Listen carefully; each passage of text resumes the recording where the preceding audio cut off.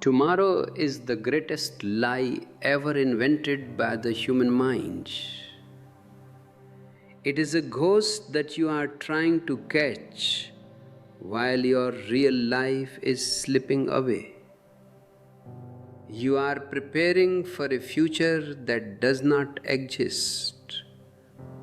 Why are you so invested in your own misery?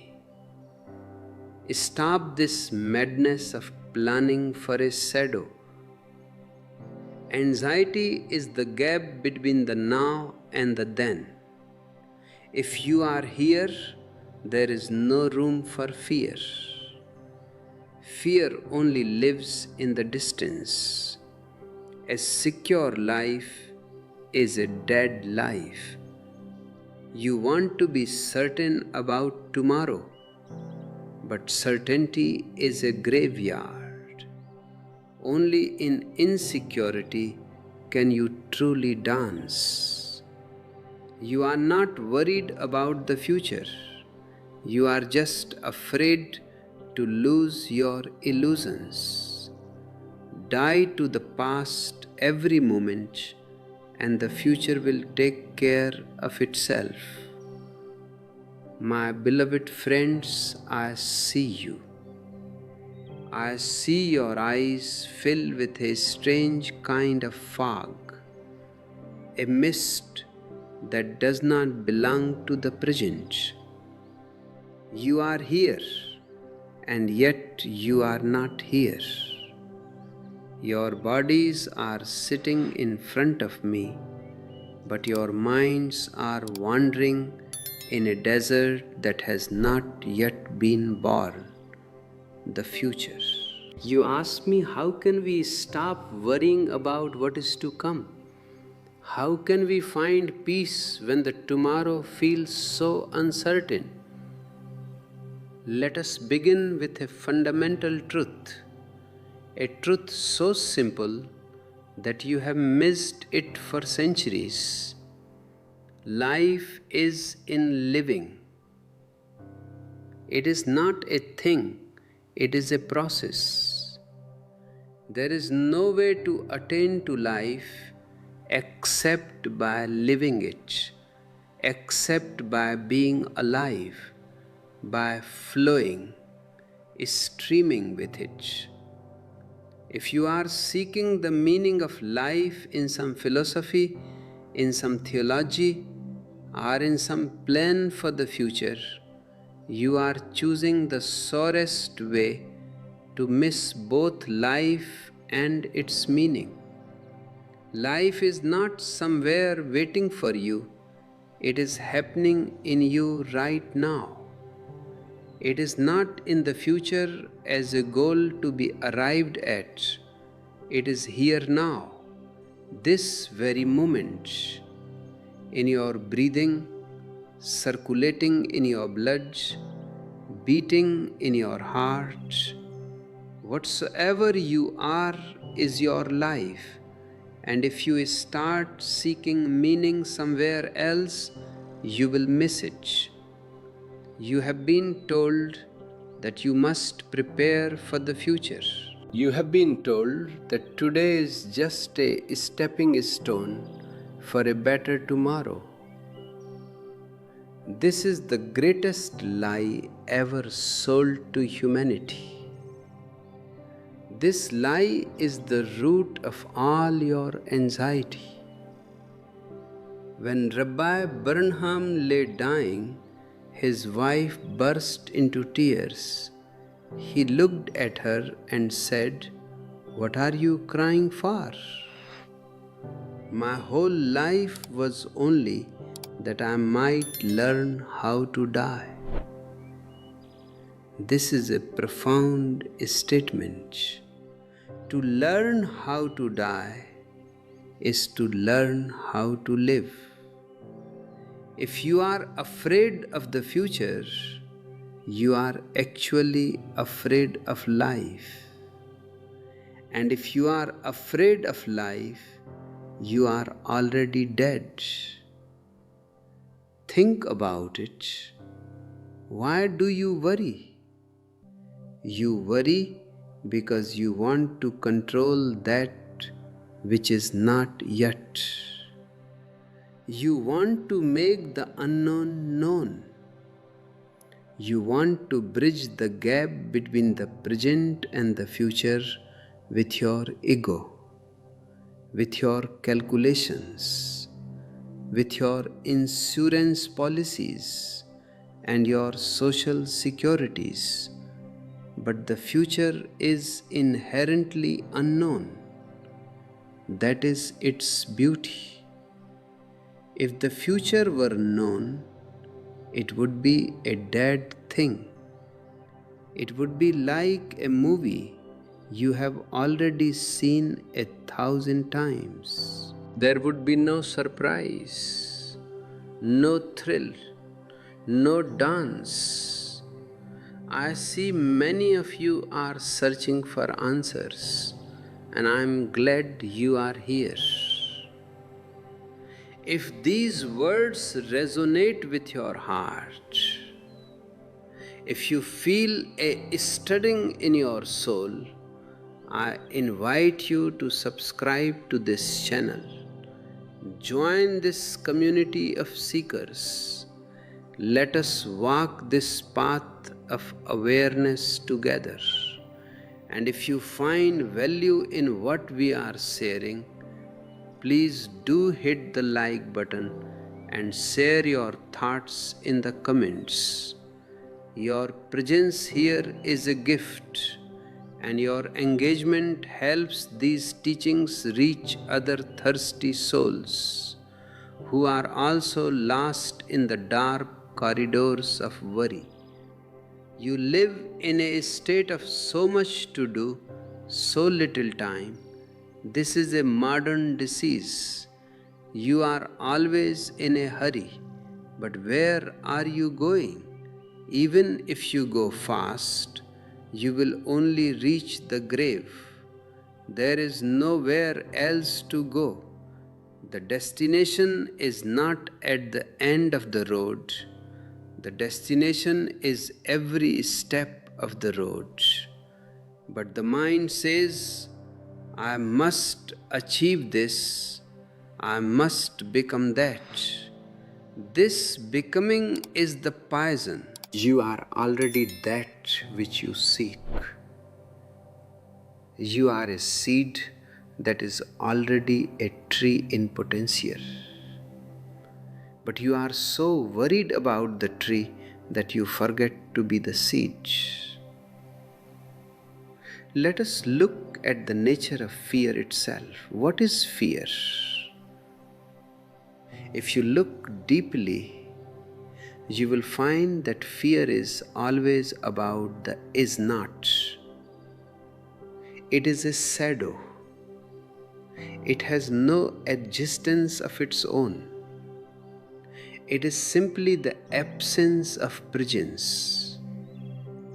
When you are not present in the moment, fear rushes in to fill the vacuum. You are worried about the future because you have not lived your present. If you live this moment totally, where is the room for worry? A person who has eaten to his heart's content does not worry about the next meal. Only the one who is starving is obsessed with tomorrow's bread. Your anxiety is a sign of your starvation. You are starving for life. You are holding back. You are living partially, hesitantly, as if you are walking on a tightrope. You think, once I have enough money, then I will live. Once I have the perfect partner, then I will be happy. Once the children are grown, then I will meditate. You are always postponing. And the more you postpone, the more the future becomes a mountain of pressure on your chest. If you want to support the continuation of these discourses and help us bring more light to the world, consider becoming a member by clicking the join button. For those who feel a deep sense of gratitude, you can also use the super thanks feature. Every contribution, no matter how small, helps us keep this flame alive.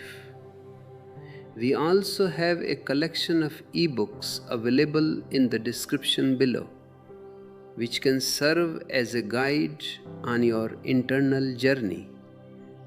These resources are there for you to help you dive deeper into the mysteries of your own existence. The mind is always afraid of the unknown. The mind is the known. It is your past, your memories, your experiences. The future is the unknown. When the known encounters the unknown, it feels threatened. It feels like it is dying. That is why you cling to your worries. Your worries are familiar. You feel more comfortable with a known misery than with an unknown joy. This is the paradox of the human mind. You say you want to be happy, but you are terrified of the path that leads to happiness, because that path requires you to drop the known, to drop your control. Look at the lilies in the field. They do not toil, they do not spin.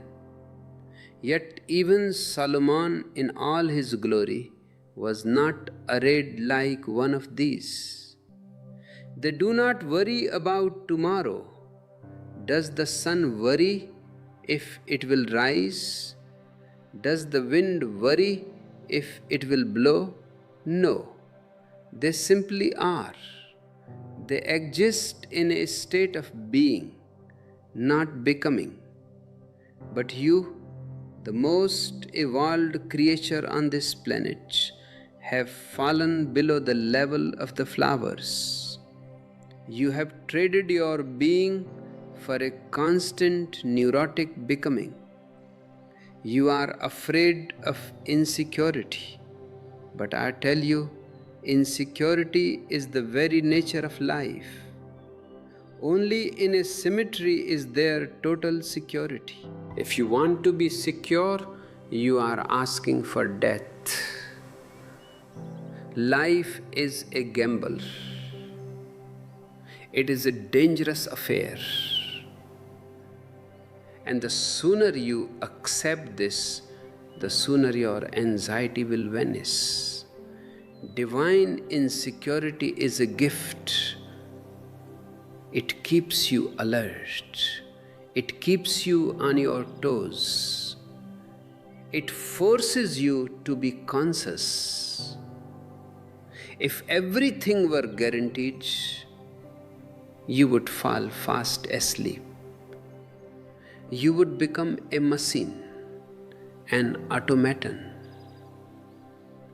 The students often come to me and ask about the chaos of the world. They are worried about the isms, about communism, about capitalism, about the state of the society. These are all distractions. These are all ways to avoid looking at the self. Whether you are a Hindu, a Christian, or a socialist, you are still carrying the same burden of the future. You are still trying to fit life into a mold. But life is like water. It has no shape of its own. It takes the shape of the moment. Before we go deeper into how to break this cycle of worry, let me remind you that this journey is not a solitary one. We are all interconnected in this dance of existence. If you find these insights helpful, please share this video with someone who is struggling with anxiety. Let us spread the fragrance of peace. And don't forget to check out our ebooks for more structured guidance on these themes. The fear of the future is essentially the fear of the unknown. And the fear of the unknown is the fear of losing your I, your ego. The ego can only exist in the known. It thrives on boundaries, on definitions, on certainties. The moment you step into the unknown, the ego begins to dissolve. This is why you feel a sense of panic when things don't go according to plan. It's not that the plan failed, it's that your ego feels exposed. But what is this I you are trying to protect? It is nothing but a bundle of thoughts, a collection of social conditioning. It is a mask you have been wearing for so long that you have forgotten your true face. To stop worrying about the future, you must first realize that the one who is worrying is a phantom. You are the observer of the worry, not the worrier. You are the sky, and the worries are just clouds passing through. The sky does not get anxious about whether the clouds are black or white, whether they bring rain or thunder.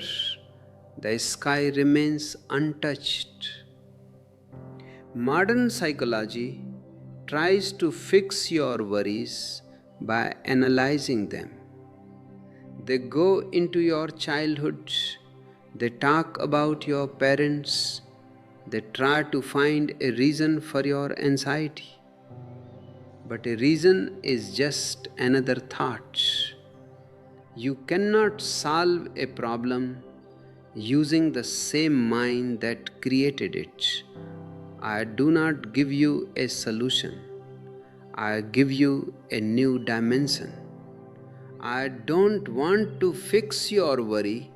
I want to wake you up from the dream in which worry exists. When you are fully awake, when you are intensely present, the future ceases to be a problem.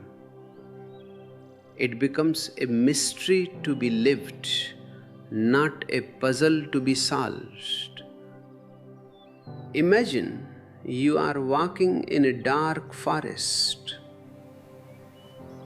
You have a small lamp in your hand. The lamp only lights up the next 2 steps. Does it matter that the whole forest is dark? No. As long as those 2 steps are lit, you can walk across the entire continent. You don't need to see the end of the road. You only need to see where you are putting your foot right now. But you are trying to light up the whole forest at once. You want to see 10 years ahead, 20 years ahead, and because you cannot see it, you feel paralyzed. You stay where you are, shivering in fear, and the lamp in your hand your awareness goes to waste. Drop the desire to see the whole forest. Just take the next step with total awareness, with total love, with total joy.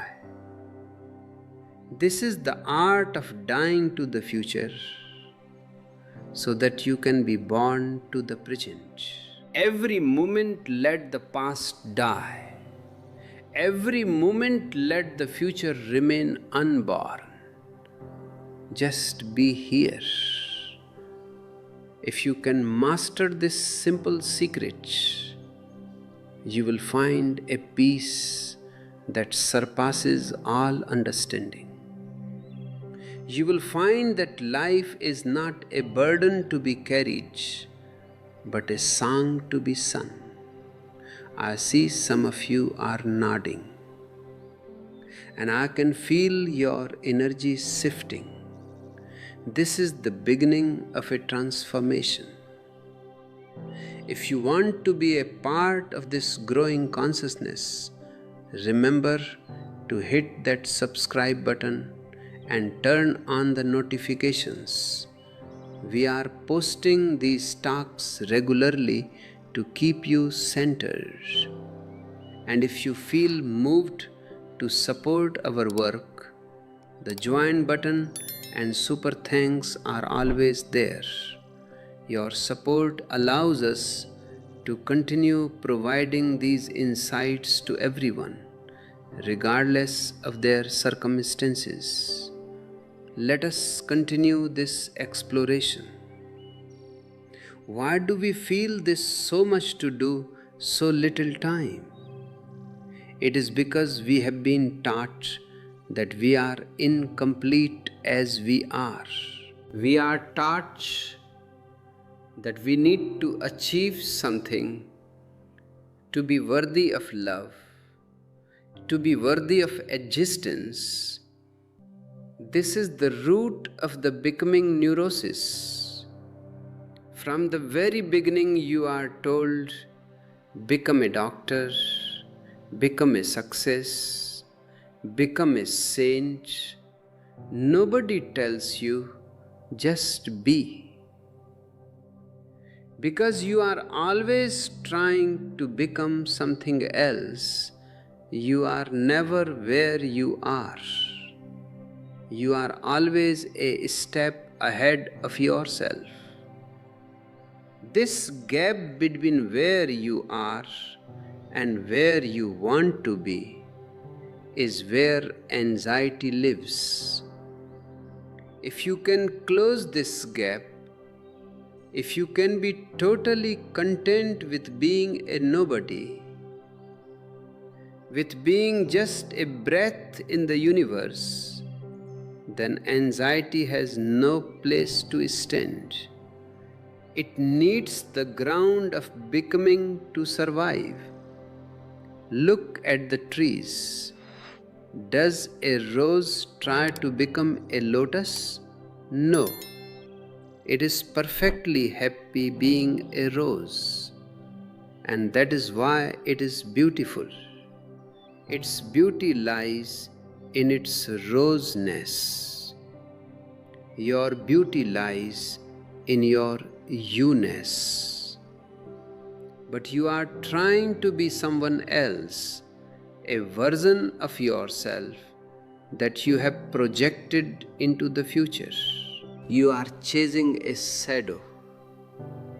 And because you cannot catch it, you feel like a failure.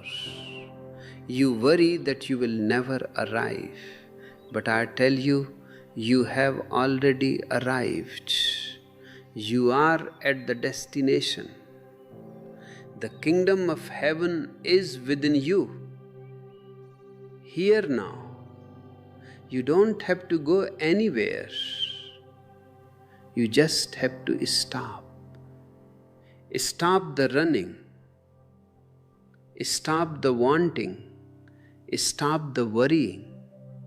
Just sit silently for a moment and listen to your own heartbeat. That is the only reality there is. People ask me, Osho, if we don't worry about the future, how will we survive? How will we plan?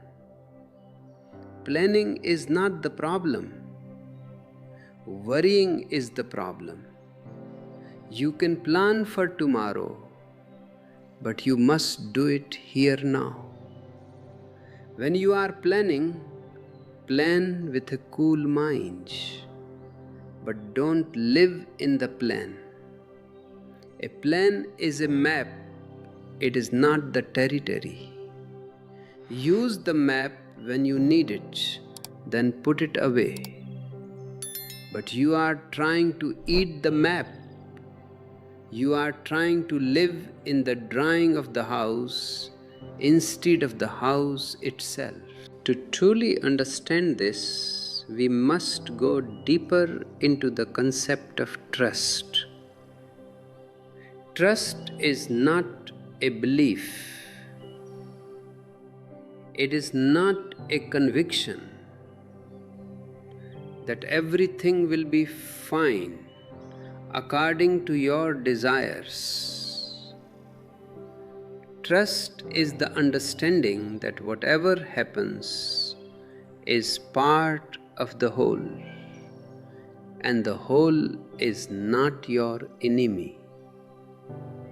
Trust is the courage to enter the unknown without any maps. It is the ability to say yes to life, even when life brings pain, even when life brings death. If you can trust the existence that gave you birth, that keeps you breathing, that tells the stars in the sky, then what is there to worry about? Are you more important than the stars? If the universe can manage the galaxies, can it not manage your life? But you think you are the manager. You think the whole world rests on your shoulders. Drop this heavy burden. You are not the manager, you are the managed. You are a small wave in the ocean. Let the ocean carry you. This realization brings a tremendous relaxation. It is the ultimate letting go. And in this letting go, the future dissolves. There is only a vast eternal now. This is what Jesus meant when he said, "Consider the lilies." He was not talking about botany. He was talking about the psychology of a Buddha. I encourage you to share your experiences with this letting go in the comments below. Have you ever had a moment where you stopped worrying and just trusted? How did it feel? Let's create a space of shared wisdom here. And if you want to help us keep this space growing, please consider using the super thanks or becoming a member via the join button. Also, don't forget to look at the ebooks we prepared for you. They are deep dives into these very topics. We will continue to peel back the layers of this mind-made anxiety. We will look at how society uses your fear of the future to keep you a slave. We will look at how you can transform your fear into love. But for now, just breathe. Just be here with me. There is nowhere to go and nothing to do. You are perfect in this very moment. You are terrified of the unknown because you cannot manipulate it. The known is your territory. You are the master there. You know the furniture of your mind. You know the walls of your prison. And because they are familiar, you feel a false sense of security. But the future, the vast, uncharted ocean of the unknown, it threatens your small island of the known. You worry because you want to stretch the known into the future. You want to make sure that tomorrow is just an improved version of today. But if tomorrow is just like today, then tomorrow is already dead. It is no longer the future. It is just the past repeating itself. The mind is nothing but the past. It is a collection of all that has happened. When you use the mind to look at the future, you are looking through a rear view mirror. You are trying to drive your life forward while looking backwards. No wonder you are anxious. No wonder you feel a constant sense of collision. To be free of worry, you must learn the courage to face the unknown as it is, without trying to dress it up in the clothes of the known. Insecurity is the very fragrance of life. If you are not insecure, you are not alive. A rock is secure. A dead body is very secure. Nothing can happen to it now. It cannot fall ill. It cannot go bankrupt. It cannot be rejected. But do you want the security of a rock? No, you want to be a flowering tree. And a flowering tree must face the storm, the lightning, the unpredictable seasons. It must trust the earth, even when the earth feels dry. Think of a mustard seed. It is so tiny, so insignificant. If you hold it in your hand, you can hardly see it. Yet this tiny seed contains a whole forest within it. How does the seed become a tree? It has to die to itself. It has to disappear into the earth. It has to lose its seedness, its security, its hard shell. If the seed worries about what will happen to it once it goes into the soil, it will never become a tree. It will stay a seed, safe, secure, but utterly empty and unfulfilled. You are that seed. You are holding on to your cell because you are afraid of the soil. You are afraid that if you let go of your worries, your plans, and your identities, you will disappear. And you are right. You will disappear as a seed. But only then can you appear as a large tree, a shelter for the birds of heaven. This is the mystery of trust, that by losing yourself, you find yourself. By dropping the future, you inherit the eternity of the present. The society you live in is built on fear. It is built on the idea that you must be someone. From the school to the university to the office, everyone is telling you to prepare. They are turning you into a professional preparer. You prepare for exams, you prepare for a career, you prepare for retirement. But when do you actually live? If your whole life is a preparation for the future, then the future itself will be spent preparing for another future.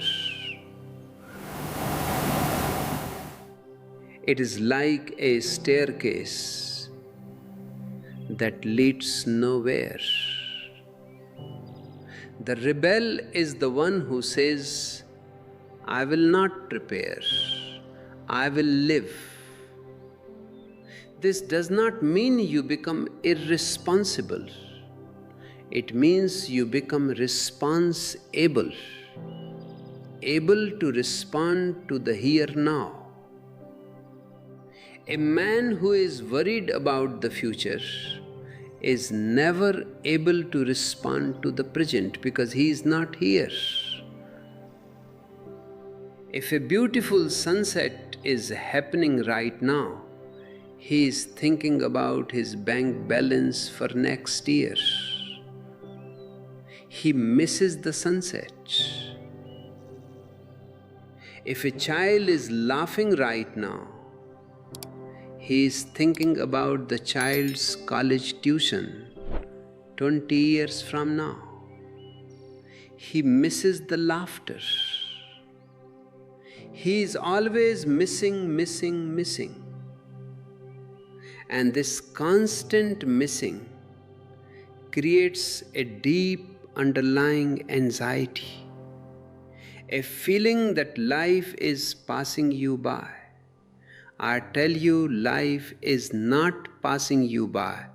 You are passing life by.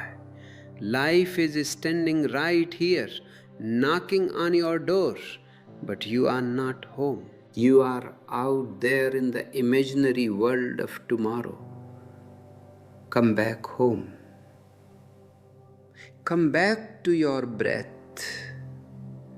Come back to your senses. Feel the air on your skin. Listen to the sounds around you. This is the only reality. All else is a dream. And worry is the worst kind of dream. A nightmare you have created for yourself.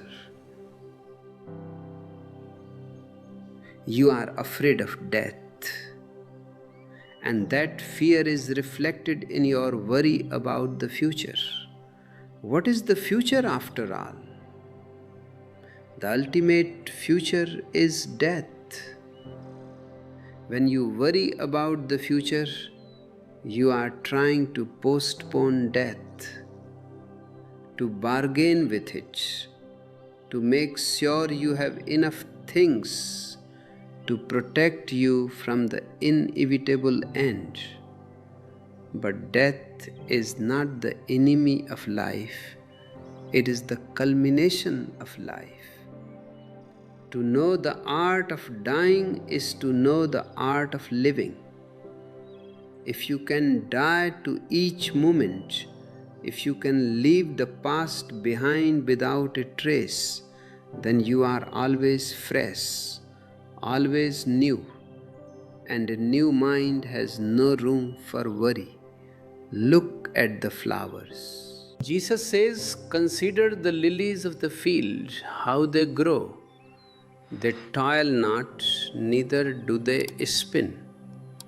And yet I say unto you, that even Solomon in all his glory was not arrayed like one of these.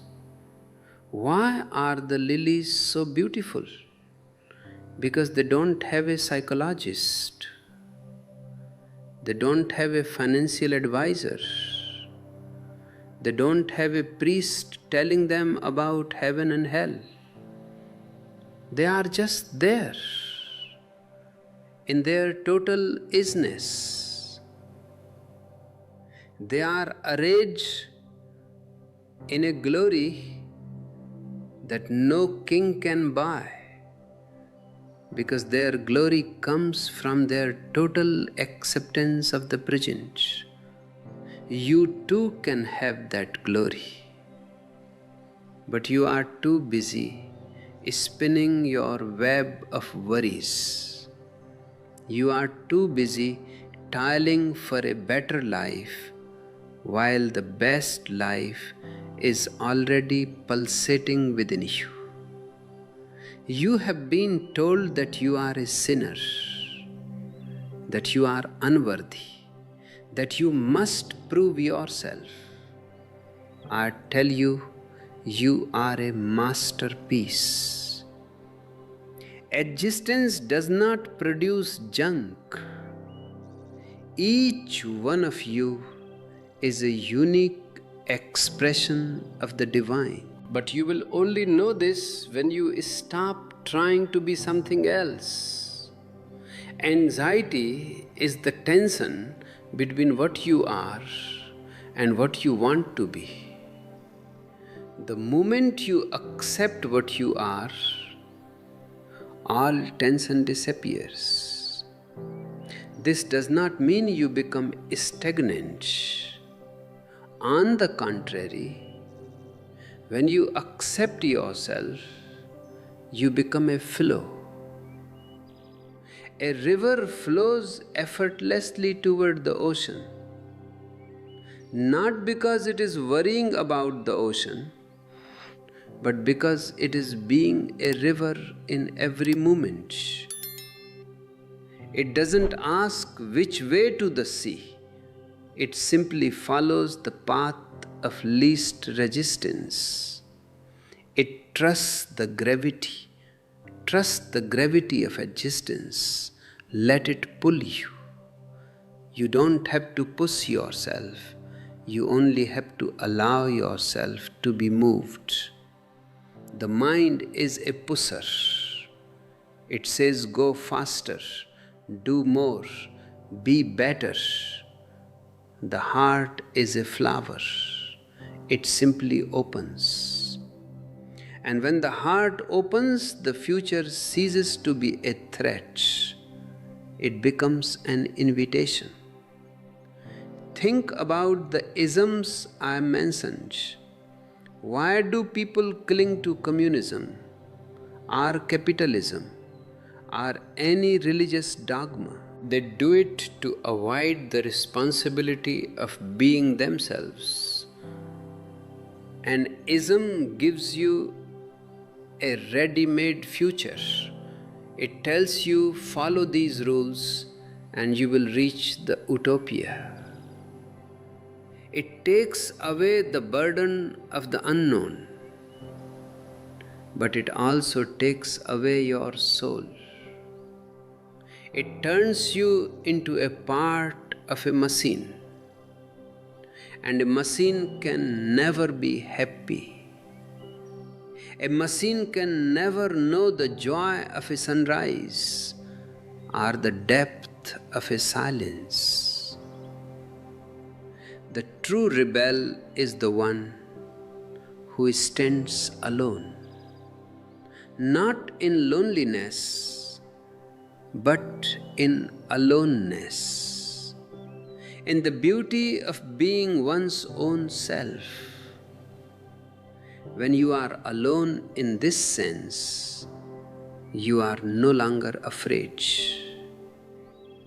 Fear always needs a crowd. Worry always needs a comparison. When you are just yourself, who is there to compare with? What is there to fear? You are the whole. You ask me how to stop worrying. I say, watch the worry. Don't fight it. If you fight worry, you are just adding more worry to the pile. You will worry about why you are worrying. Just watch it as if it is a bird flying across the sky. You are the watcher. The worry is there, but you are not the worry. There is a distance. In that distance, the worry loses its fuel. It is your identification that gives it life. You say, I am worried.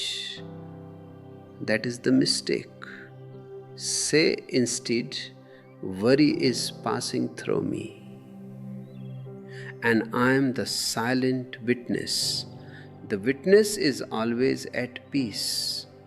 The witness is beyond time. It has no past and no future. It is a vertical line in a horizontal world. Most of people live on the horizontal line, from the past to the future, from birth to death. This is the world of worry. I want you to find the vertical line, the moment that is not a part of time but a window into eternity. In that window, you are already saved. You are already home. The mind loves to create problems because problems give the mind work to do. If there are no problems, the mind feels useless. So it invents the future as a giant problem. What will I do if I lose my job? What will I do if my health fails? What will I do if the world ends? These are all what ifs. They don't exist. They are ghosts. And you are wasting your life energy fighting ghosts. Stop fighting. Surrender. Not to an enemy, but to the totality. Surrender to the fact that you don't know what will happen tomorrow. Say it loudly, I do not know. There is a great power in this not knowing. It is the state of innocence. It is the state of a child. And Jesus said, unless you become like little children, you shall not enter the kingdom of God. A child does not worry about the future because he is too busy playing with a pebble or watching a butterfly. The child is a mystic. You have lost your inner child under the weight of books, degrees, and social expectations. You have become serious, and seriousness is a disease. It is the ego's way of feeling important. Laughter is the antidote. If you can laugh at your worries, they will shrink. If you can laugh at yourself, you are becoming a Buddha. A Buddha is simply someone who has seen through the cosmic joke. The joke is that you were looking for what you already had. You were worrying about losing what can never be lost. Your being cannot be lost. Your essence is indestructible. So what are you protecting? Your money? It will stay here. Your reputation? It will be forgotten. Your body? It will return to the earth. Everything that can be taken away from you is not yours. and that which is truly yours can never be taken away. When you realize this, worry becomes impossible. You can walk through fire and you will not be burned. You can walk through death and you will not die. The art of dying to the future is the most radical rebellion you can commit. Society hates people who don't worry. Why? Because a person who doesn't worry cannot be controlled. A person who is happy in the present is not a good consumer. He doesn't need a faster car or a bigger house to feel secure. He doesn't need to follow a leader or a priest. He is his own light. He is dangerous to the status quo. But I want you to be dangerous. I want you to be a fire of awareness. Don't be a sheep always looking for a shepherd because you are afraid of the dark. Become the sun. The sun never sees darkness. Wherever it goes, it creates its own light. Your awareness is that sun. If you bring awareness to your worry, the worry will evaporate. It cannot exist in the light of consciousness. When you go to bed tonight, leave your worries in your shoes. Don't take them under the blanket. Let the night take care of itself.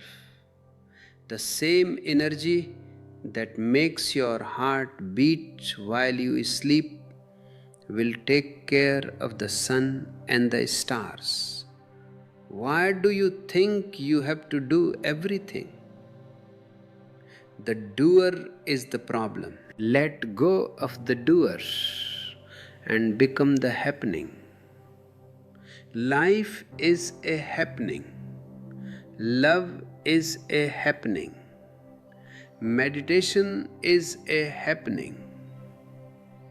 When you are a happening, there is no effort. And where there is no effort, there is no tension. You become like a flute, hollow, empty. And when you are empty, the divine can sing through you. The song that the divine sings is a song of bliss, a song of Alleluia. It has no room for the word worry. You have been conditioned to believe that life is a struggle. You have been told no pain, no gain. This is the philosophy of the ego. I tell you, no play, no life. Make your life a play, a lila. If you are playing a game, do you worry about the future of the game? No. You enjoy the move you are making right now. Even if you lose, the game was beautiful. This is the attitude of a true seeker. Success or failure, they are just labels given by the world. For the one who is alive, every moment is a success because he is there to experience it. Stop measuring your life by its results. Measure it by its depth. One moment of total presence is more valuable than 100 years of anxious preparation. If you can live one single moment without a thought of the future, you have tasted the nectar of the gods. You have broken the chains of time. This world is a stage. and we are all actors.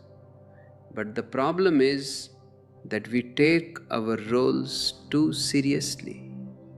We forget that we are playing. A man playing a beggar on a stage doesn't worry about where his next meal is coming from.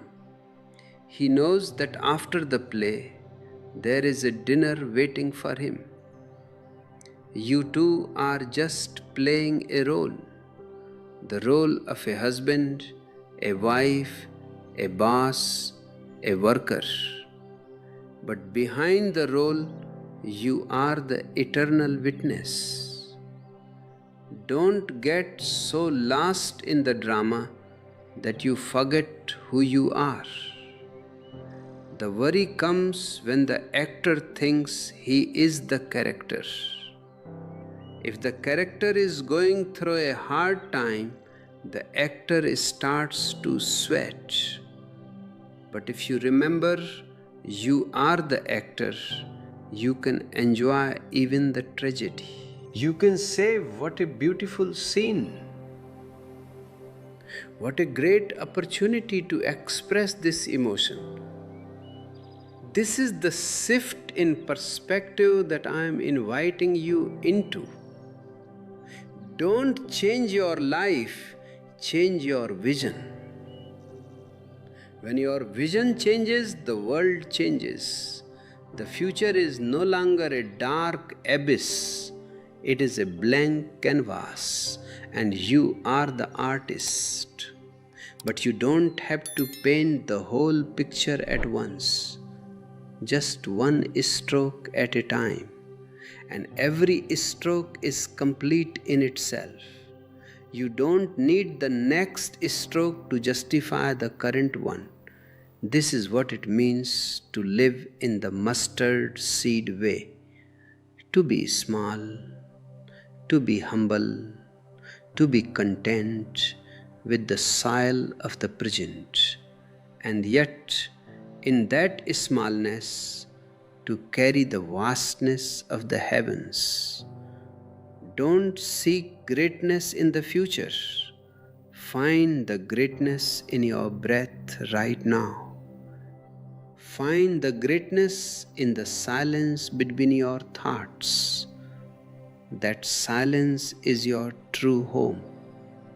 When you are rooted in that silence, you can move through the world with a dance in your step. People will look at you and say, "How can you be so calm when everything is so uncertain?"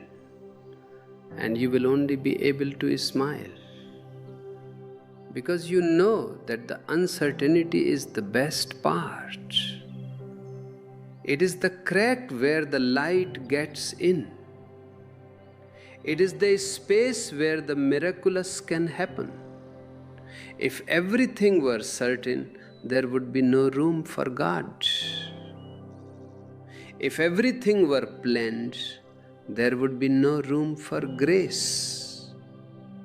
Grace enters only when you are at the end of your tether. When you realize that your plans are useless and you finally let go. Why wait for a crisis to let go? Let go right now. Let go of the steering wheel. The car of life knows where it is going. It has been going for millions of years before you arrived, and it will continue long after you are gone. The ego is a very late arrival in the history of the universe. It is a tiny, noisy passenger who thinks he is the driver. He is constantly shouting instructions and worrying about the map. But the car is on autopilot. The whole existence is an organic unity. You are part of it. You are not separate. The separation is the root of all anxiety. When you think you are separate, you feel vulnerable. When you know you are one with the whole, you feel invincible. What can the future do to the whole? Nothing. The whole is always there. It may change form, it may go through seasons, but it never loses its essence. You are that essence. Tat Tvam Asi. Thou art that. This is the ultimate realization. When you are that, where is the future? Where is the worry? They are just ripples on the surface of an infinite ocean. So, my friends, take a deep breath. Feel the life within you. This life is not yours. You are this life. It is a gift, and a gift is meant to be enjoyed, not analyzed. Don't turn your life into a problem-solving session. Turn it into a celebration. Let the tomorrow take care of itself.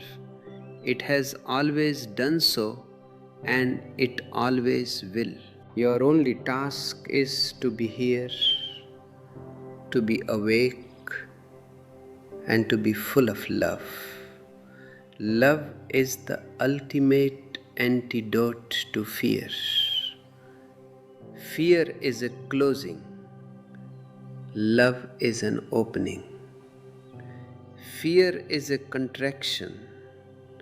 Love is an expansion. When you love, you are not afraid of the future, because love is enough.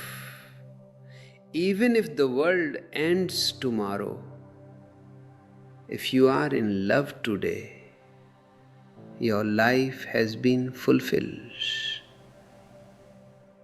Love makes the moment so heavy with significance that the future cannot pull you away. Become a lover of life, not a lover of ideas, not a lover of isms, but a lover of this very moment. Love the way the light hits the floor. Love the sound of the rain. Love the silence of the night. In this love, you will find a security that no bank can offer. You will find a peace that no war can take away. You will find yourself. And once you find yourself, the search is over. The worry is gone. The future has finally met the present, and they have dissolved into each other. Only this remains, this beautiful, silent, vibrating this. This becoming is the poison. It is the most subtle trap of the ego. You are always trying to become something else, and because of that, you are never where you are. You are always a step ahead of yourself. This gap between where you are and where you want to be is the very birthplace of anxiety. If you can close this gap, if you can simply be totally content with being a nobody, with being just a breath in the universe, then anxiety has no place to stand. It needs the ground of becoming to survive. Look at the trees. Does a rose try to become a lotus? No. It is perfectly happy being a rose. And that is why it is beautiful. Its beauty lies in its roseness. Your beauty lies in your you-ness, your unique essence. But you have been conditioned to try to be someone else, a version of yourself that you have projected into the future, a successful version, a holy version, a perfect version. You are chasing a shadow, and because you cannot catch it, you feel like a failure. You worry that you will never arrive. But I tell you, you have already arrived. You are at the destination. The kingdom of heaven is within you, here now. You don't have to go anywhere. You just have to stop. Stop the running. Stop the wanting. Stop the worrying. Just sit silently for a moment and listen to your own heartbeat. That is the only reality there is. People often come to me and say, Osho, if we don't worry about the future, how will we survive? How will we plan? Planning is not the problem. Worrying is the problem. You can plan for tomorrow, but you must do it here now with a cool and collected mind. When you are planning, plan, but don't live in the plan. A plan is a map. It is not the territory. Use the map when you need it, then put it away. But most of you are trying to eat the map. You are trying to live in the drawing of the house instead of the house itself. You are so busy looking at the blueprints of your life that you don't notice the roof is already over your head and the sun is shining through the window. To truly understand this, we must go deeper into the concept of trust. Trust is not a belief. It is not a conviction that everything will be fine according to your desires. Trust is the understanding that whatever happens is part of the whole, and the whole is not your enemy. Trust is the courage to enter the unknown without any maps. It is the ability to say yes to life, even when life brings pain, even when life brings death. If you can trust the existence that gave you birth, that keeps you breathing, that turns the stars in the sky, then what is there to worry about? Are you more important than the stars? If the universe can manage the galaxies, can it not manage your little life? But you think you are the manager. You think the whole world rests on your shoulders. Drop this heavy burden. You are not the manager. You are the managed. You are a small wave in the ocean. Let the ocean carry you. This realization brings a tremendous relaxation. It is the ultimate letting go. And in this letting go, the future dissolves. There is only a vast eternal now. This is what Jesus meant when he said, "Consider the lilies." He was not talking about botany. He was talking about the psychology of an enlightened being. He was showing you the way to be free from the prison of time. Time is a mental construct. Chronologically, it exists. It is 10 o'clock, then 11 o'clock, but psychologically, it is an illusion. Psychological time is your desire to be somewhere else. When you are here, there is no time. There is only eternity. The mind is always afraid of the unknown, because the mind is the known.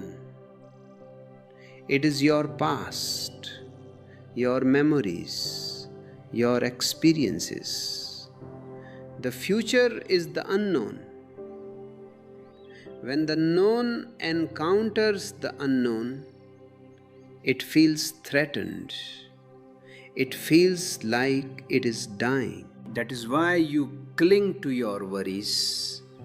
Your worries are familiar. You feel more comfortable with a known misery than with an unknown joy. This is the paradox of the human mind. You say you want to be happy, but you are terrified of the path that leads to happiness, because that path requires you to drop the known, to drop your control, to drop your very ego. Look at how much energy you spend on being prepared. You are like a man who is so afraid of a possible flood that he spends his whole life building a boat on top of a mountain where there is no water. He never walks in the forest. He never plays with his children. He never looks at the stars. He just builds the boat, and even if the flood never comes, he has already drowned in his own anxiety. This is the state of humanity. You are building boats for floods that will never happen, and in the process, you are missing the dry land that is available to you right now. I want you to become a rebel. And by rebel, I don't mean someone who goes out into the streets with a flag. That is just politics. I mean a spiritual rebel. A rebel is someone who refuses to live in the future. A rebel is someone who says, "I will not sacrifice my today for an imaginary tomorrow." This is the greatest rebellion possible. Society cannot control a man who lives in the moment. Society can only control you if it can make you afraid of the future or guilty about the past. If you are free from both, you are a free man. You are no longer a sheep. You have become a lion. The so much to do, so little time neurosis is a byproduct of your ambition.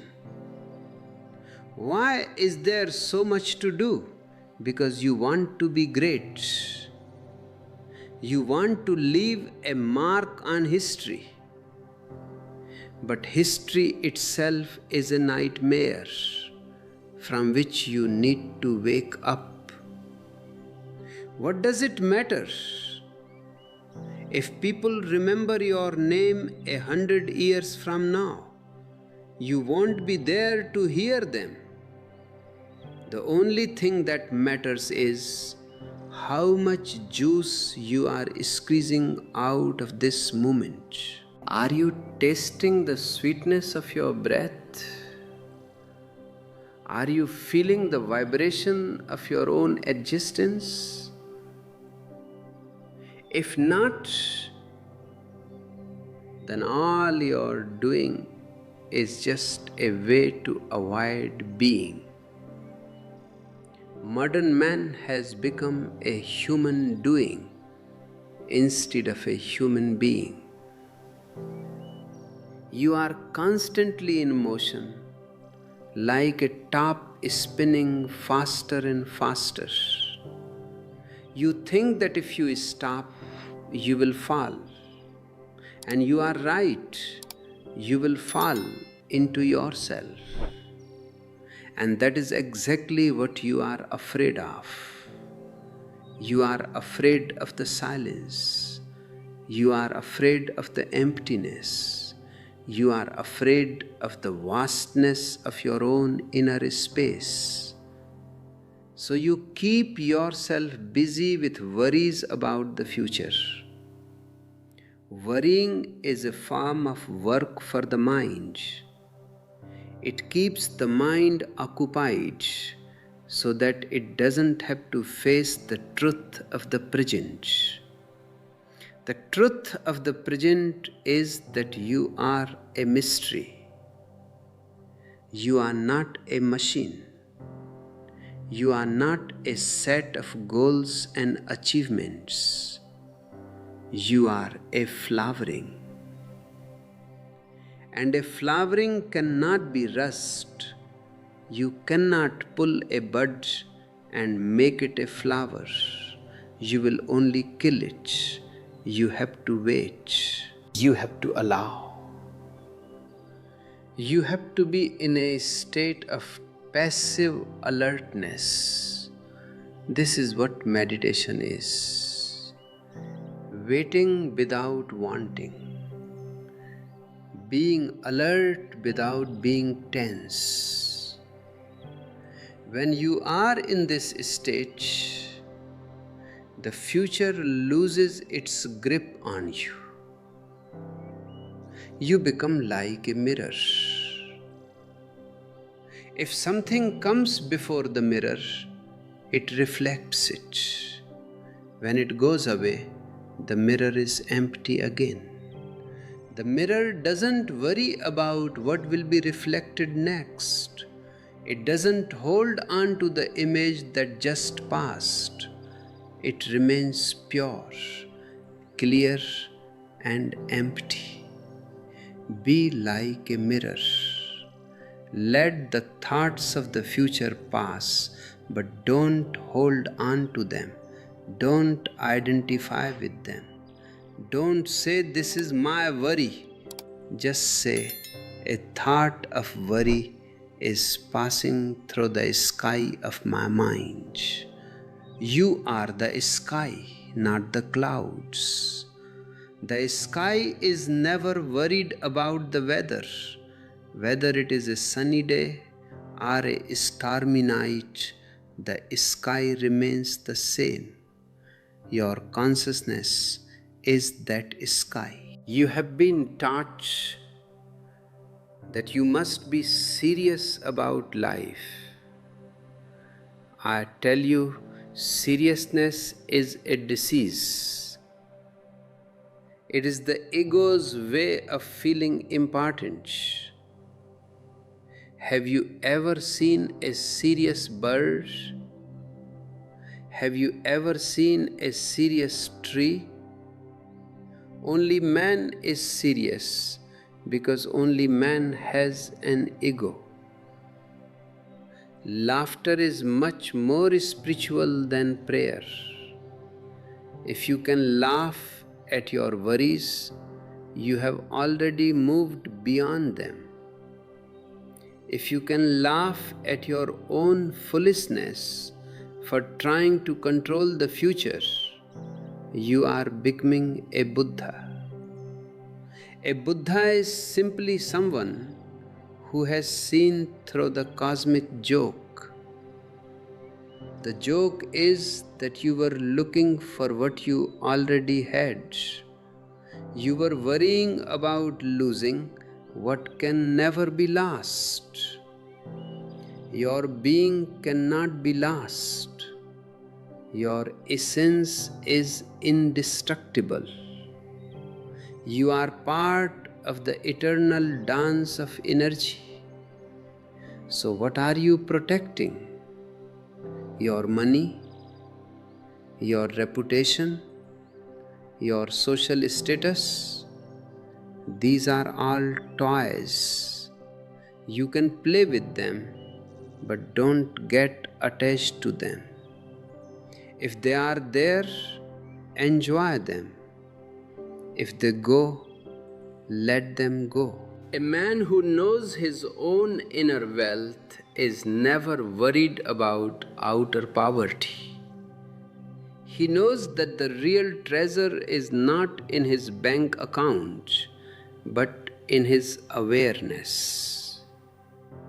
This is the meaning of the mustard seed. The kingdom of God is like a mustard seed. It is the smallest of all seeds, the not knowing, the innocence. But when it is sown in the tilled earth of your heart, it grows into a great tree. The tilled earth is a heart that has been cleared of all the weeds of the future, all the stones of the past. When your heart is empty of becoming, the being can grow. And that growth is effortless. It is a gift of grace. The fear of the future is essentially the fear of death. You want to prolong your life, you want to make it secure because you are afraid of the end. But death is only a change of form. It is like changing your clothes. If you know how to live in the moment, you will know how to die in the moment. A man who has lived totally will welcome death as a great rest. He will go into it with a smile because he has nothing to lose. He has already lived. Only those who have not lived are afraid to die. And because they are afraid to die, they worry about the future. They are trying to bargain for more time. But time will not give you more life. Only awareness can give you more life. You can live for 100 years and still be dead if you are not aware. Or you can live for a single moment in total awareness and you will have tasted eternity. The length of your life doesn't matter. The depth of your life matters. Stop worrying about how long you will live or what will happen tomorrow. Start living today with such intensity that tomorrow becomes irrelevant. Imagine you are told that you will die in 24 hours. What will happen to your worries? They will vanish instantly. You won't worry about your mortgage. You won't worry about your career. You won't worry about what people think of you. You will want to see the sunset one last time. You will want to hug your loved ones. You will want to just be. Why wait for a death sentence to live like this? You are already under a death sentence. Everybody who is born is going to die. The date is just not fixed. Knowing this, why waste a single second on the phantom of worry? The ego thrives on the idea of a better future. It says today is not enough. I must be better tomorrow. This is the carrot and the donkey story. The carrot is always just out of reach, and the donkey keeps running. Stop being the donkey. Drop the carrot. Realize that today is not a preparation for tomorrow. Today is the fulfillment of all the yesterdays. It is complete in itself. The universe is not going anywhere. It is already there. It is a circle, not a line. In a circle, every point is the beginning, and every point is the end. This is the radical rebellion I speak of. To be content, to be blissful for no reason. If you have a reason for your bliss, it is not real bliss. It is just a temporary mood that will change when the reason goes away. But if you are blissful because you are, then nothing can take it from you. The future can bring anything, sickness, poverty, death, but it cannot take away your isness.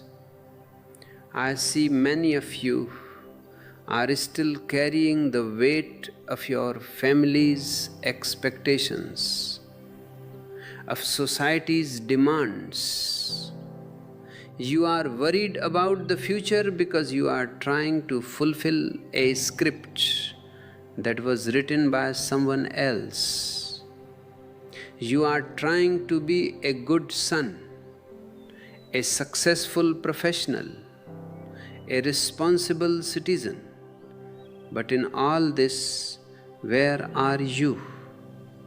You are lost in the roles. The rebel drops the script. He says, I will write my own life, moment to moment. I don't know what the next line will be, and that is the beauty of it. Unpredictability is the greatest gift of existence. If everything were predictable, life would be a boredom, a mechanical repetition. The fact that you don't know what will happen in the next 5 minutes is what makes those 5 minutes exciting. Embrace the uncertainty. Dance with the unknown. When you stop resisting the unknown, it becomes your friend. It becomes the source of your creativity. A poet doesn't know the next line of the poem. It comes to him. A painter doesn't know the final form of the painting. It unfolds before him. Your life is a work of art. Let it unfold. The isms of the world, communism, capitalism, religious dogmas are all attempts to make life certain. They give you a blueprint. They say this is how the future should be. And when the future doesn't fit the blueprint, they try to force it. This leads to violence, to wars, to misery. The true religious person has no ism. He has only isness. He doesn't have a blueprint, he has a vision. A vision is not a plan, it is a way of seeing. He sees the divine in everything, and therefore he is at peace with everything. Do you know what the root of the word worry is? It comes from an old word meaning to strangle. That is exactly what worry does to you. It strangles your life energy. It chokes your joy. It stops the flow of your blood and your spirit. To stop worrying is to breathe again. It is to let the energy flow through you without any blocks. When you feel worry arising, don't try to suppress it. Don't say, I shouldn't worry. Just observe the physical sensation of worry. Where do you feel it? In your chest? In your stomach? In your throat? Just stay with the sensation. Don't label it. Don't create a story around it. If you stay with the sensation without the story, the energy of the worry will be transformed into awareness. The fire that was burning you will become a light that guides you. This is the alchemy of the soul, to turn the base metal of worry into the gold of consciousness. It doesn't require any effort, it only requires presence. Be present with your fear, be present with your anxiety, be present with your insecurity. Don't run away from them into the future. Stay here, in the middle of the fire. The fire only burns that which is false. Your ego will be burned. Your masks will be burned. Your illusions will be burned. But you will remain. And you will emerge from the fire pure, radiant, and free. This freedom is what I call the art of dying. It is dying to the false so that the real can be. It is dying to the future so that the present can be lived. It is the most beautiful experience in the world. Once you have tasted this freedom, you will look back at your worries and laugh. You will wonder why you were so afraid of shadows. You will see that the future was just a ghost, and the present is the only solid ground. Walk on this ground with confidence. The earth is supporting you. The sky is sheltering you. The whole existence is rooting for you. You are not an island.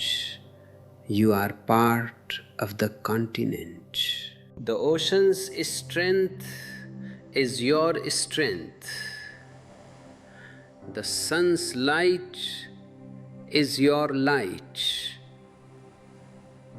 With this realization, all worry disappears, and only a deep, silent gratitude remains. This silent, vibrating this is the only ground that does not shake.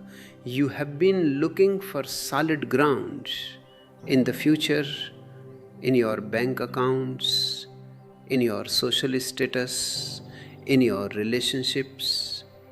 But these are all sands. They shift with the wind. The only rock is the here now. And the beauty of this rock is that it is not a thing. It is a consciousness. It is your very own being. When you are rooted in your being, the storms of the future can blow. The thunders of the unknown can roar, but you remain centered. You are like the deep ocean. On the surface there may be waves, but in the depths there is an eternal silence. You worry because you have forgotten how to play. Somewhere along the way, you were told that life is a serious business. You were told that you must have a goal, that you must achieve something. This achievement is the most subtle way the ego keeps you in the future. Even spiritual seekers fall into this trap. They want to achieve enlightenment. They want to reach nirvana. But nirvana is not a goal. It is the realization that there is nowhere to go. Enlightenment is not a trophy you get at the end of a long race. It is the laughter that arises when you realize you were already home. If you make enlightenment a goal in the future, you have created the ultimate anxiety. Now you are worried about whether you are meditating correctly, whether your kundalini is rising, whether you will be enlightened in this life or the next. You have just replaced your worldly worries with spiritual ones. But the nature of worry is the same. It is a tension between what is and what should be. I tell you, there is no should be. Everything is as it should be. The trees are green, the sky is blue, and you are exactly where you need to be to wake up. The mustard seed does not ask how to become a tree. It does not go to a seminar on how to grow 10 feet in 30 days. It simply allows itself to be. It falls on the tilled earth, and the earth takes care of the rest. What is this tilled earth? It is a heart that has been plowed by the realization that its own efforts are futile. When you realize that you cannot save yourself, when you realize that your plans are just sketches in the dust, your heart becomes stilled. It becomes soft, receptive, and humble. In that humility, the seed of your divine potential begins to sprout. But you are afraid to be humble. You think humility is a weakness. You want to be a doer, a creator, a master. You want to be in the driver's seat. But look at your life. Where has your driving taken you? Only deeper into anxiety, deeper into conflict, deeper into fear. Isn't it time to let someone else drive? Let the whole drive. Let the universe move you. The river does not have to worry about where the ocean is. It just has to keep flowing. The ocean will find it. In fact, the ocean is already pulling it. The fear of the future is essentially the fear of losing control. But I ask you, what control do you really have? You cannot even control your own thoughts. You cannot control your heartbeat. You cannot control the person you love. The idea of control is the biggest hallucination of the human mind. Once you see that you have no control, a great peace descends upon you. If you have no control, then you have no responsibility for the future. And if you have no responsibility for the future, why worry? You are free to be a child again. A child is the most beautiful thing in the world because a child has no past to feel guilty about and no future to worry about. A child lives in the moment so totally that the moment becomes eternal. Have you ever watched a child playing with a simple toy? For that child, the toy is the entire universe. There is no tomorrow. There is no dinner time. There is no growing up. There is only the play. This is what I mean by the mustard seed consciousness. It is the ability to be small, to be insignificant, and yet to be totally present. You are afraid of being insignificant. You want to be a big person. But the bigger you are, the more there is for the future to take away. If you are a nobody, what can the future do to you? Can it take away your nobodiness? No. And nobody is invincible. And nobody is like the wind. You can feel its presence, but you cannot catch it. You cannot cage it. You cannot threaten it. This is the secret of the rebel. The rebel is one who has dropped the desire to be a somebody. He has realized that being a somebody is just a fancy way of being a slave to other people's opinions. Your worry about the future is often a worry about your image. Will I still be respected? Will I still be successful? Will I still be loved?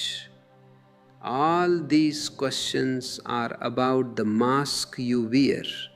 If you drop the mask right now, if you are willing to be seen in your naked truth, the worry disappears. The truth is always here now. Only the lie needs the future to sustain itself. A lie needs time to grow, to be polished, to be protected. The truth is like a flash of lightning. It is here, it is total, and it needs nothing else. Think about the so much to do, so little time problem. Why are you in such a hurry? Because you think that death is coming and you haven't finished yet. But life is not something that can be finished. It is an ongoing dance. Does a dancer think about the end of the dance? No. If he is thinking about the end, he is not a dancer, he is a worker. A dancer enjoys every step, every movement. The end of the dance is just the moment the music stops, but the dance itself was complete in every second. Your life is a dance. Don't try to finish it. Don't try to reach a conclusion. There are no conclusions in existence. Existence is a to be continued story. Even if you die, you are not finished. You are just changing the rhythm, changing the costume, changing the stage. If you can understand this, the fear of death vanishes. And when the fear of death vanishes, the fear of the future vanishes with it. You can finally afford to be lazy. And by lazy, I don't mean doing nothing. I mean doing everything with the heart of a person who is resting. This is the state of Wu Wei, as the Taoists call it. Action through inaction. It is the state where you are doing everything, but there is no doer inside. The flute is playing, but the flute is empty. The song is coming from the beyond. When you are in this state, your work becomes a worship.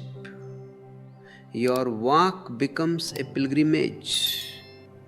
Your eating becomes a sacrament. There is no boredom because everything is new. There is no anxiety because there is no goal. Society hates this kind of man.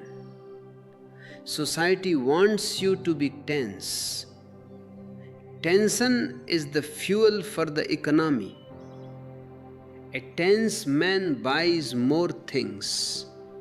A tense man needs more entertainment.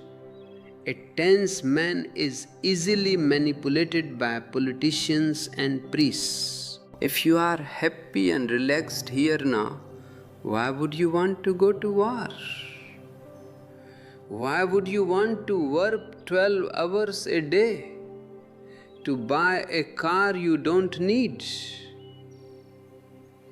A happy man is a dangerous man because he is independent. He doesn't need the future that society is selling him. He has already found the treasure. The mustard seed is this tiny, invisible treasure of awareness. It is so small that the world doesn't see it. The world sees your money, your car, your house, but it cannot see your awareness. Yet, that awareness is the only thing you will take with you when you leave this body. Everything else is borrowed. Why worry about that which is borrowed? Let the lender worry about it. You just enjoy it while it is in your hands. When Rabbi Burnham said his whole life was a preparation for death, he meant that he was practicing how to let go.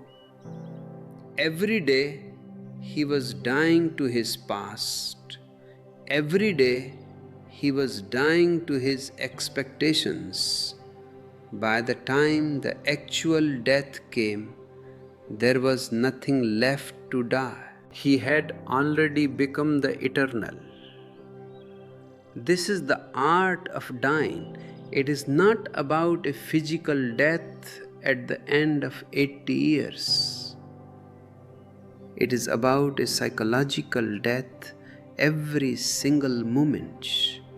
If you can die to this moment, you are born fresh in the next. And a fresh mind is a fearless mind. A fearless mind is not a mind that has no fear. It is a mind that has understood the nature of fear and has chosen to walk through it. Fear is just a boundary. Beyond the boundary is the infinite. If you are afraid of the future, you are standing at the boundary of the known, looking into the infinite and feeling dizzy. Instead of pulling back, take a step forward. Go into the unknown. Explore the mystery. The not knowing is the most beautiful state of mind. It is the state of wonder. Scientists are often worried because they want to know everything. They want to reduce the universe to few formulas. But the more they know, the more they realize they don't know. The mystic is different. The mystic starts with not knowing. He doesn't want to reduce the mystery, he wants to dissolve into it. He doesn't want to explain the flower, he wants to become the fragrance. When you become the mystery, you don't have any questions. And when there are no questions, there is no worry. You worry because you have too many answers. Answers given by your parents, by your teachers, by your culture. And none of these answers are your own. They are like dead leaves clinging to a tree. They don't give you life. They only hide your true nature. Shake them off. Become a rebel against all borrowed knowledge. Find your own truth. Your truth may be small, like a mustard seed, but it will be yours. And 1 ounce of your own truth is worth more than a ton of other people's wisdom. Your truth will tell you that the future is a friend. It will tell you that the unknown is the womb of the divine. It will tell you that you are loved by the existence, not because of what you do, but because of who you are. You are a child of the universe. You are as necessary to this whole as the sun and the stars. If you were not here, there would be a hole in the existence that nothing else could fill. Feel this significance, not the significance of the ego, but the significance of being a part of a great living unity. When you feel this unity, worry becomes a joke. It's like a drop of water, worrying if the ocean will be there when it falls.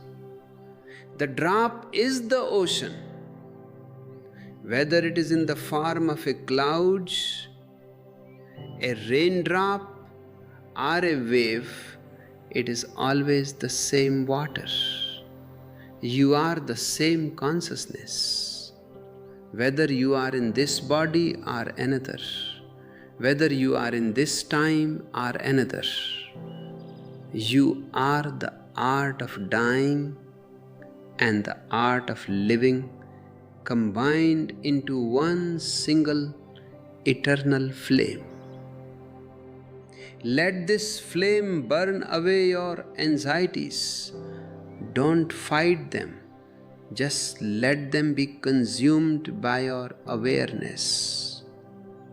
When a worry comes, look it in the eye. Say to it, I see you. You are a shadow of my own mind. You have no power over me because you don't exist in the present. The moment you bring a worry into the here now, it loses its grip. It's like a ghost that disappears when you turn on the light. Your awareness is the light. And this light is not something you have to go and find in the Himalayas. It is here, right behind your eyes. It is the one who is listening to these words. It is the one who is breathing. It is the silent witness. Turn your attention toward this witness. Instead of looking at the future, look at the one who is looking. This is the ultimate U-turn of the soul. In this turning, the world of worry ends and the world of bliss begins. The mustard seed doesn't need to be bigger. It is already perfect. The art of dying is not a tragedy. It is a celebration. The fear is not an enemy. It is an invitation to grow. Everything is a gift. The trouble is that you are looking at the wrapping paper instead of the gift itself. The wrapping paper of the future may look dark and scary, but inside is the light of eternity. Open the gift. Don't wait for tomorrow. Open it now. You have been told that you are a sinner. I tell you, you are a God in disguise.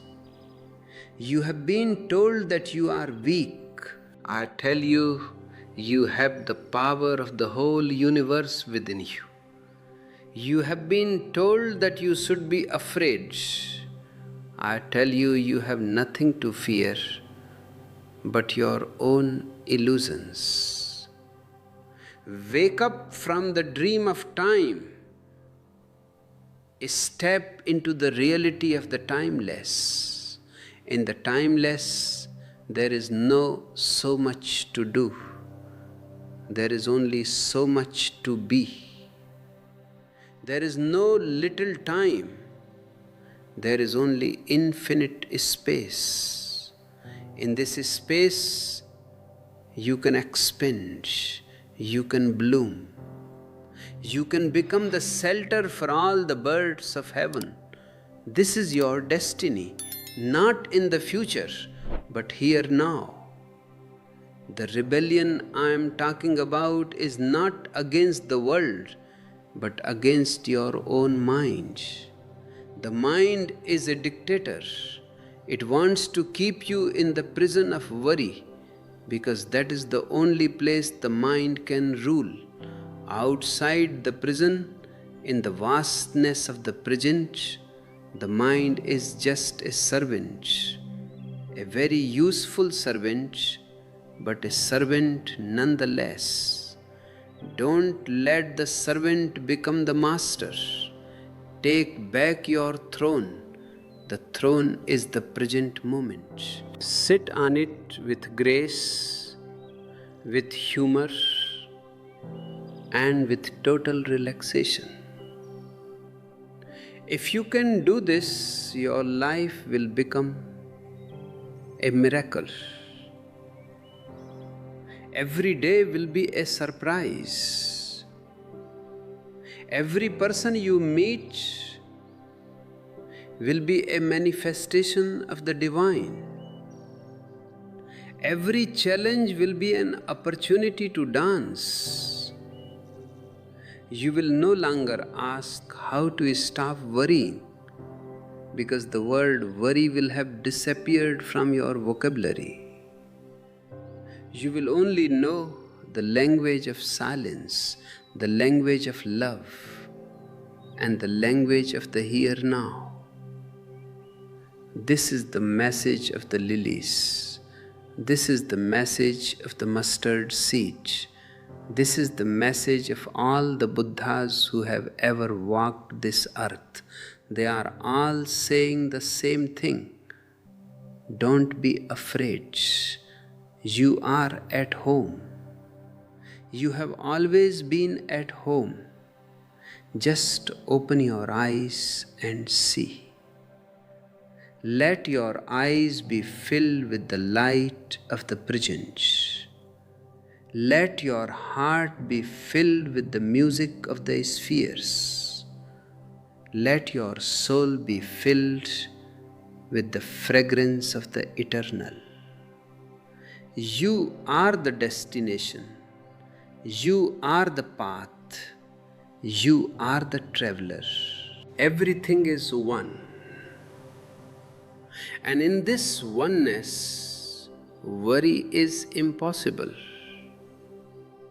Only a deep, overflowing joy remains. This joy is your birthright. Claim it. Not tomorrow, but this very second. The future is just a thought. The past is just a memory. Only this moment is real. And in this reality, you are free. You are absolutely, unconditionally free. No government can give you this freedom, and no government can take it away. It is your essence. It is your soul. Breathe it in. Let it fill every cell of your body.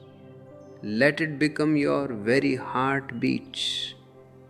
And then move into the world as a free man, as a free woman. The world needs people who are not afraid. The world needs people who are not worried. The world needs people who are alive. Be one of them. Don't wait for a better world to be happy. Be happy, and the world will become better. Your happiness is the greatest contribution you can make to the universe. A happy person creates a ripple of peace around him. A worried person creates a ripple of tension. Which ripple do you want to be? The choice is yours. And the choice is always here now. Forget the isms. Forget the dogmas, forget the preparations. Just be, just breathe, just love. In this justness, all the secrets of life are revealed. You don't need a map, you are the territory. You don't need a guide, you are the light. Just walk and the path will appear.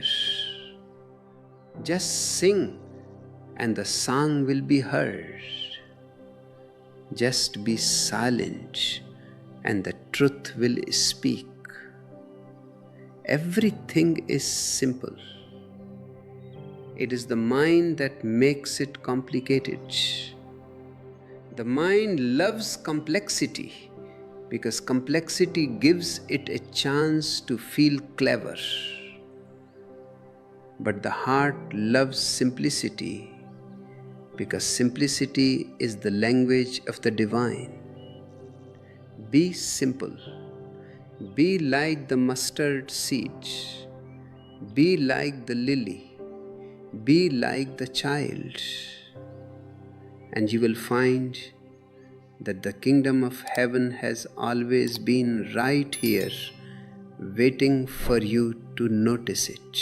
You have been told that you are a sinner, that you are unworthy, that you must prove your value to the world and to God. I tell you, you are already a masterpiece. Existence does not produce junk. Every one of you is a unique expression of the divine, a unique flower in the garden of existence. But you will only know this when you stop trying to be something else. This becoming is the poison. It is the most subtle trap of the ego.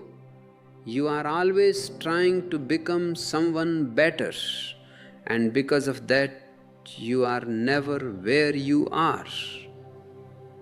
You are always a step ahead of yourself, chasing a version of yourself that only exists in the mist of the future. This gap between where you are and where you want to be is the very birthplace of anxiety. If you can close this gap, if you can simply be totally content with being a nobody, with being just a breath in the universe, then anxiety has no place to stand. Modern humanity is suffering from a strange disease. So much to do, so little time. Why is there so much to do? Because you are trying to fill an inner vacuum with outer activity. You think that if you achieve enough, if you collect enough, if you become famous enough, the emptiness inside will disappear. But that emptiness is not a problem to be solved. It is your very room to grow.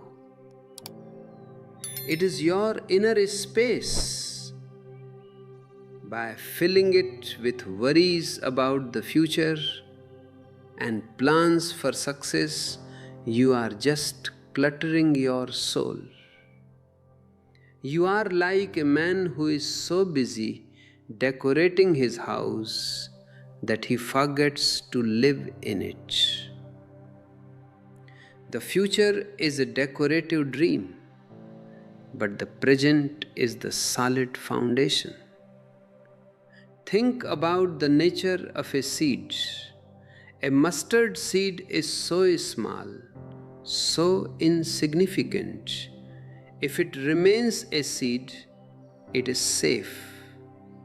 It is secure in its hard shell.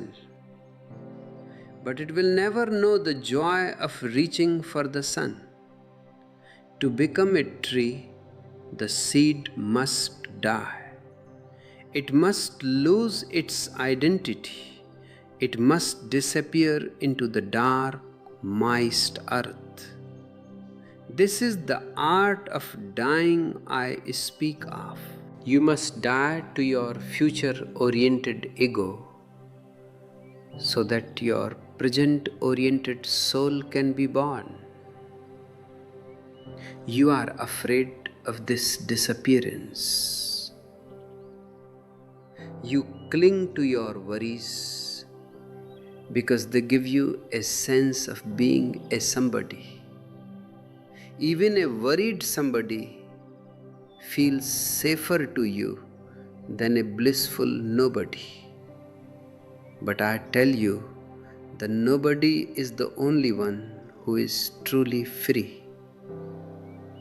You ask me, Osho, if I don't worry about the future, what will happen to my children? What will happen to my job? This is the mind's way of pulling you back into the cage. Responsibility is not the same as worry. Responsibility means the ability to respond. If you are worried about the future, you cannot respond to the present.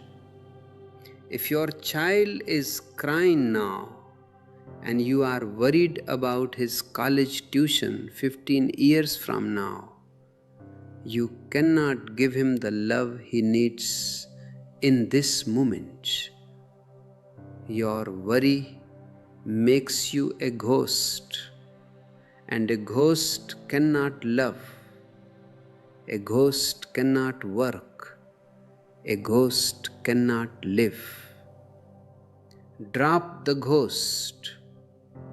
Be a living, breathing human being. When you are fully present, you will find that you have all the intelligence and all the energy you need to handle whatever tomorrow brings.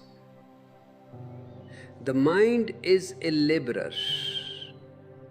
It loves to have a problem to solve. If you don't give it a problem, it feels unemployed. So it invents the future as a giant unsolvable problem. What if the economy crashes? What if I get sick? What if I am alone? These what ifs are the food of the mind. But notice something, these things are not happening now. You are suffering in your imagination. You are being whipped by a whip that doesn't exist. This is the height of foolishness. Wake up. Look around you. Is the sun not shining? Are the birds not singing? Is your heart not beating? Then what is the problem? The problem is only a thought in your head. The true rebel is the one who refuses to be serious. Seriousness is the ego's shadow. Look at a saint who is serious. He is not a saint. He is just a repressed ego. A true sage is like a child. He can laugh at himself. He can play. He can be useless. In the eyes of the society, he is a failure. But in the eyes of existence, he is a crowning glory. Society wants you to be a useful tool. It wants you to be a productive machine. That is why it teaches you to worry. A worried man is a productive man because he is always trying to secure his future. But a happy man is unpredictable. He might just sit under a tree and do nothing. He might just dance because the wind feels good. I want you to be that happy failure. I want you to be a Mahippy, a great rebel like Shiva. Shiva is the ultimate hippie. He lives in the moment. He dances his dance of destruction and creation. He doesn't care about the isms of the world. To be a rebel means to drop the isms, whether it is capitalism, communism, or any religion. They all promise a heaven in the future if you sacrifice your now. They all want you to work for a utopia that never arrives. The only utopia is here now. The only heaven is within you. The fear of the unknown is essentially the fear of losing your known misery. You have become so familiar with your anxiety that it feels like an old friend. You are afraid that if you drop it, you will be empty. But that emptiness is the beginning of the divine. It is the mustard seed falling on the tilled earth. Let your heart be tilled. Let the old structures of your mind be broken. Don't try to protect your knowledge. Knowledge is just a collection of dead facts. Innocence is the capacity to see the world fresh every moment. When you are innocent, you don't have any maps for the future. You just walk and the path appears. Think of the lilies. They are arrayed in a glory that no king can buy. Why? Because they don't have a future. They only have the present. They don't toil. They don't spin. They don't worry about the rain or the sun. They simply accept. This acceptance is the highest form of prayer. If you can accept your insecurity, if you can say yes to the unknown, you are already enlightened.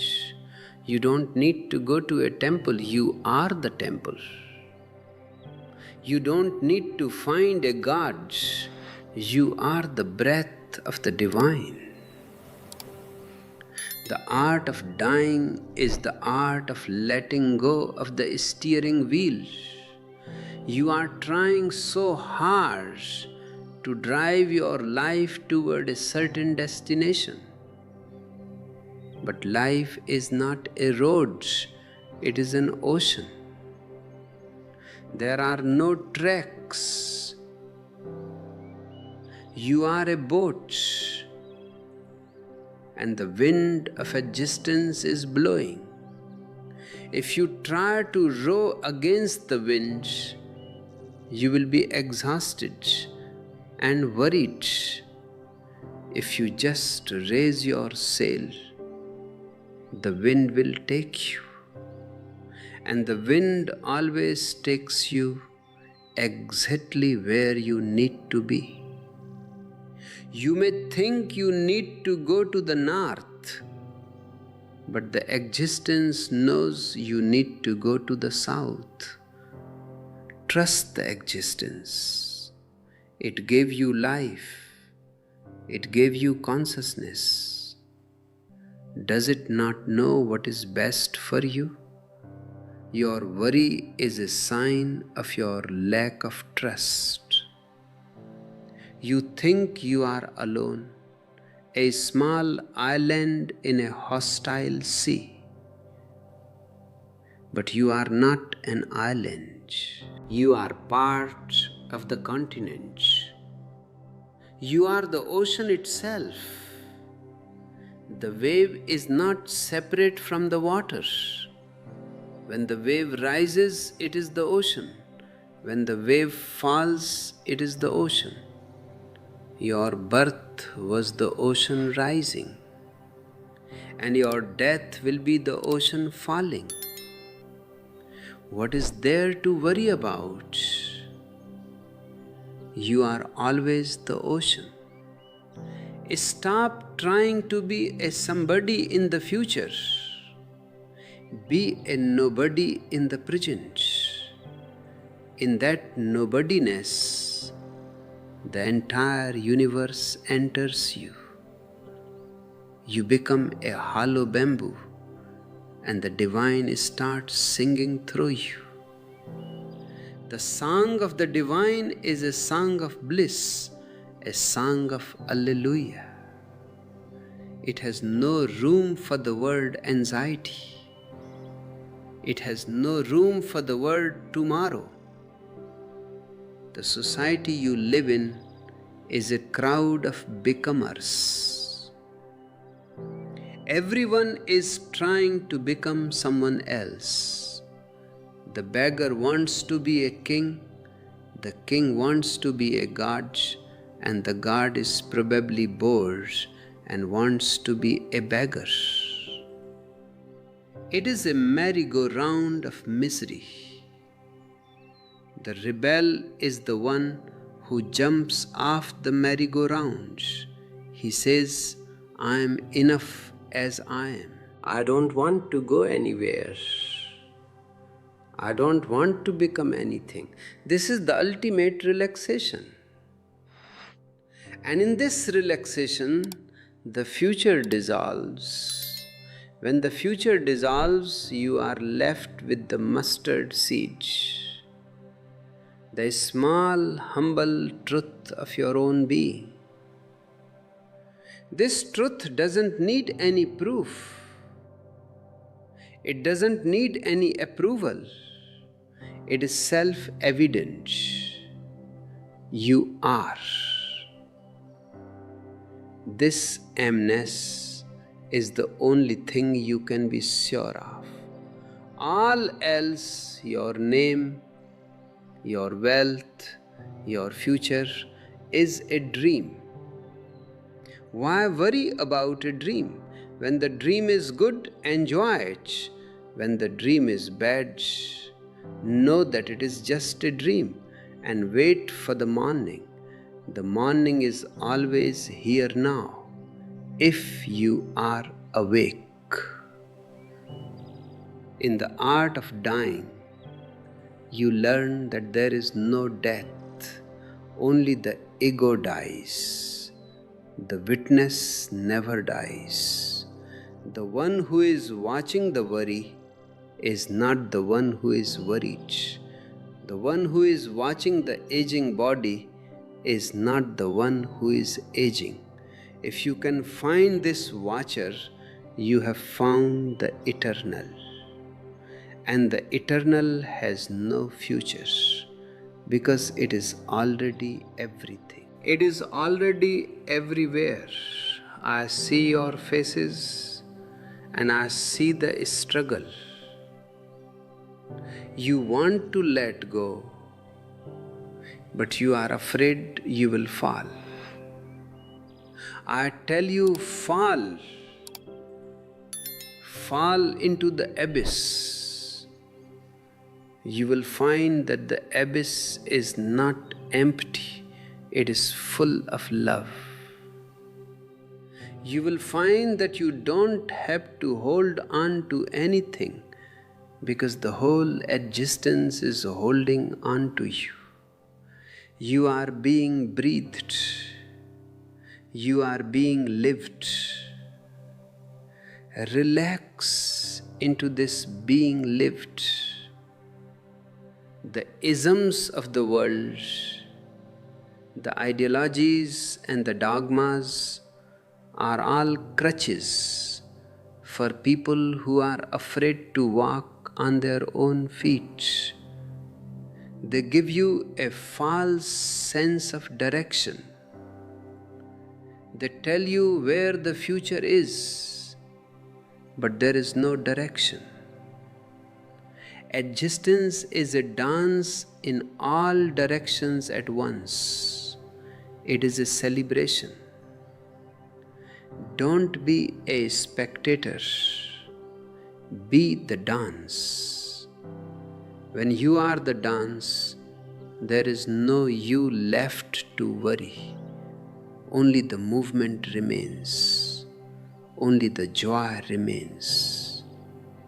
You have been conditioned to believe that you must work hard for your happiness. No pain, no gain, they say. I tell you, no effort, no ego. Happiness is your natural state. You don't have to work for it. You only have to stop working for your misery. And you work very hard for your misery. You spend 24 hours a day worrying, planning, judging, and regretting. If you put even 1% of that energy into just being silent, you would be a Buddha. Silence is the language of the here now. In silence, the future cannot speak. In silence, the past cannot whisper. There is only the vibration of the present. This vibration is the mustard seed. It is small, but it is the seed of the entire cosmos. If you can catch the rhythm of this vibration, you are in tune with the universe. And when you are in tune, everything happens of its own accord. The right people come into your life, the right opportunities appear, the right words are spoken. This is the magic of trust. Don't be afraid of the unknown. The unknown is just another name for God. The unknown is the space where the miraculous happens. If you only live in the known, your life will be a dull mechanical repetition. You will be a record player stuck in a groove. The future worry is just the sound of the needle scratching the record. Lift the needle. Step out of the groove. Enter the unknown with a song in your heart and a smile on your lips. You ask, how can I stop worrying? My answer is, don't try to stop it. Just see it as a mechanical habit of the mind. When a worry comes, don't say, I am worried. Say, the mind is worrying again. Create a distance. Be the observer on the hill, watching the traffic in the valley below. The traffic is there, but you are not in it. You are the silent, cool breeze on the hilltop. In that distance, the worry loses its power. It cannot reach you. You are the sky, and the worries are just clouds. Sometimes the clouds are dark and heavy. Sometimes they are light and white, but the sky is never touched by them. The sky doesn't say, oh, I am so worried about this thunderstorm. The sky just allows the thunderstorm to happen. And when it is over, the sky is as blue and as silent as ever. Find your inner sky. It is always there, behind the clouds of your thoughts. The art of dying is the art of being like the sky. Let the future be a thunderstorm. Let it be a sunny day. It doesn't matter.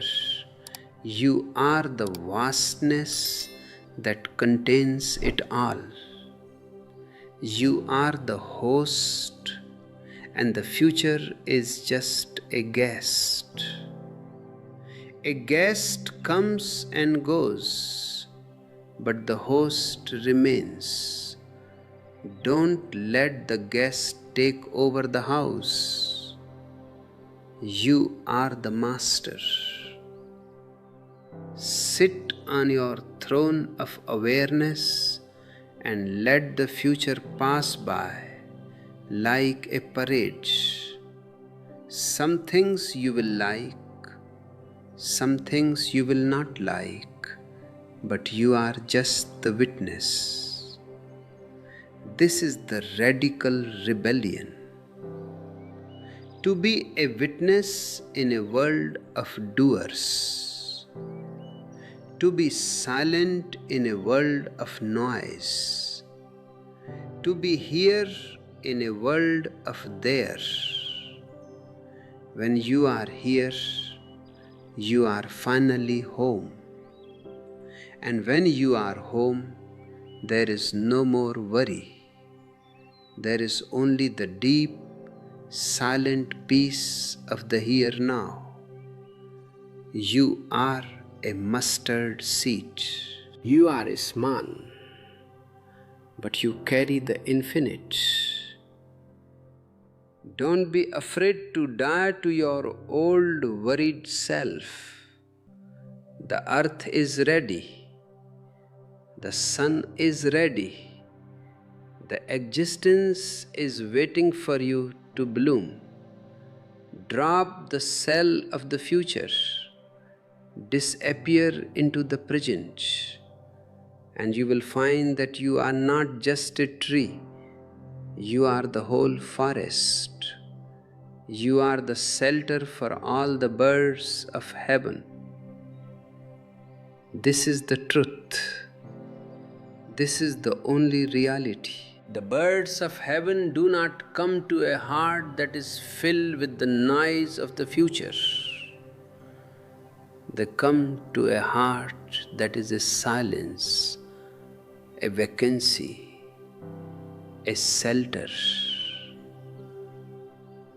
This is the mystery of the mustard seed. It is so small that it is almost nothing. Yet in its nothingness, it becomes the greatest of all.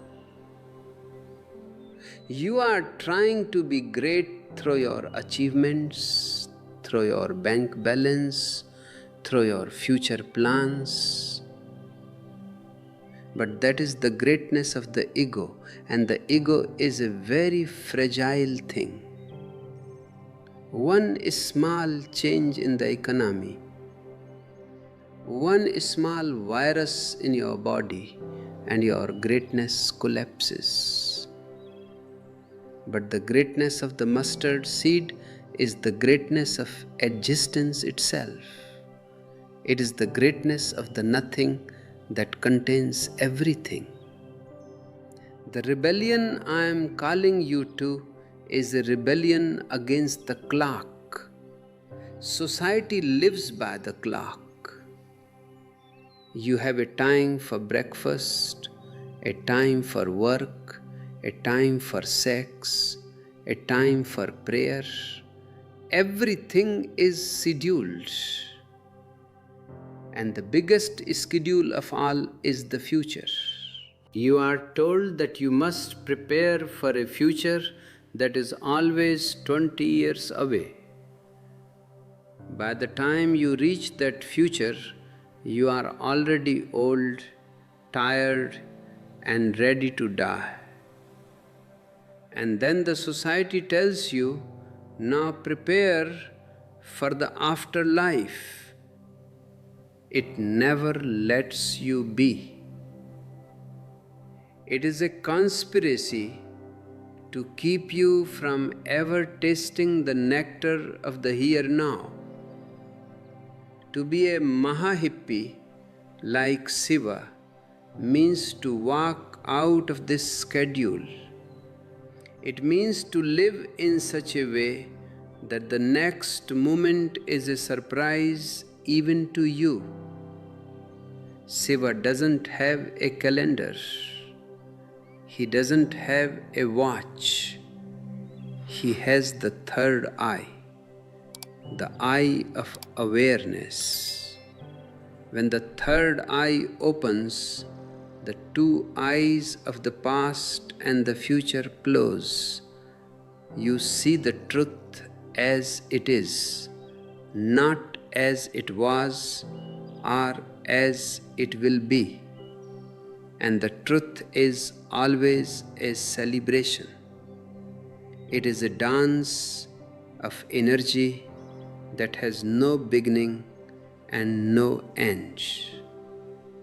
You worry about the future because you have been made to feel that you are a poor person, not just financially, but spiritually. You feel that you are lacking something and that the future will provide it. This feeling of lack is the root of your misery. I tell you, you are already a king. You are already an emperor. You are carrying a treasure within you that the whole world cannot buy. But you are looking for pennies in the gutter of the future. Look within. Stop the search. The search itself is the barrier. When the seeker disappears, the treasure is found. When the disciples asked Jesus, "Tell us what the kingdom of heaven is like," they were asking about the future. They were asking for a destination. But Jesus gave them a seed. He said it is like a mustard seed. A seed is a potential. It is a process. It is a becoming that is rooted in being. The kingdom is not a place you go to. It is a quality you bring to the here now. If you are a mustard seed in the present, you are already the kingdom of heaven. The growth into a tree is just a natural unfolding. It is not an effort. It is a grace. Most of you are like hard, unplowed earth. You are so full of opinions, so full of knowledge, so full of isms, that the seed of your soul cannot penetrate you. You are like a rock. A seed cannot grow on a rock. You need to be tilled. Life tills you through pain, through heartbreak, through the realization that your plans have failed. When you are broken, don't complain. Be grateful. The breaking of the heart is the tilling of the soil. When your heart is broken, the hard shell of the ego is shattered and the earth becomes soft. In that softness, the seed of truth can finally fall and take root. Don't be afraid of the future's uncertainty. Be afraid of the certain life. A certain life is a dead life. If you know everything that will happen to you for the next 40 years, you are already in a grave. It is only the uncertainty that keeps you alive. It is only the mystery that makes life worth living. The worry is just a misunderstanding of this mystery. You think the mystery is a problem, so you worry. I said the mystery is a poem, so you should dance. Think about the art of dying again. When you die to the future, you are suddenly light. The heavy luggage you were carrying, the worries about your career, the worries about your old age, the worries about your reputation, it all drops. You are free. You can walk, you can sing, you can fly. The birds of heaven mentioned by Jesus are nothing but your own thoughts and feelings. When they are free from the weight of time, they become blessings. They become songs of joy. Society wants you to be a responsible person, but their definition of responsibility is just reliability for exploitation. They want to know that you will be there at 9 o'clock tomorrow, and the day after, and the year after. They want you to be a predictable part of the machine. But the mustard seed is unpredictable. It is a rebellion against the machine. A man who lives in the moment cannot be predicted. He may be a beggar today and a king tomorrow. He may be a sage today and a fool tomorrow. He is not a character, he is a consciousness. The fear of the future is the fear of being exposed. You are afraid that the future will show you that you are not who you think you are. You are afraid that your wealth will be taken, and then who will you be? You are afraid that your beauty will fade, and then who will you be? You are afraid that your mind will fail, and then who will you be? My answer is, you will be who you have always been, the witness. The witness does not need wealth, beauty, or even a clever mind. The witness is the ultimate ground of existence. To stop worrying about the future, you must start loving your own nothingness. Don't try to be something.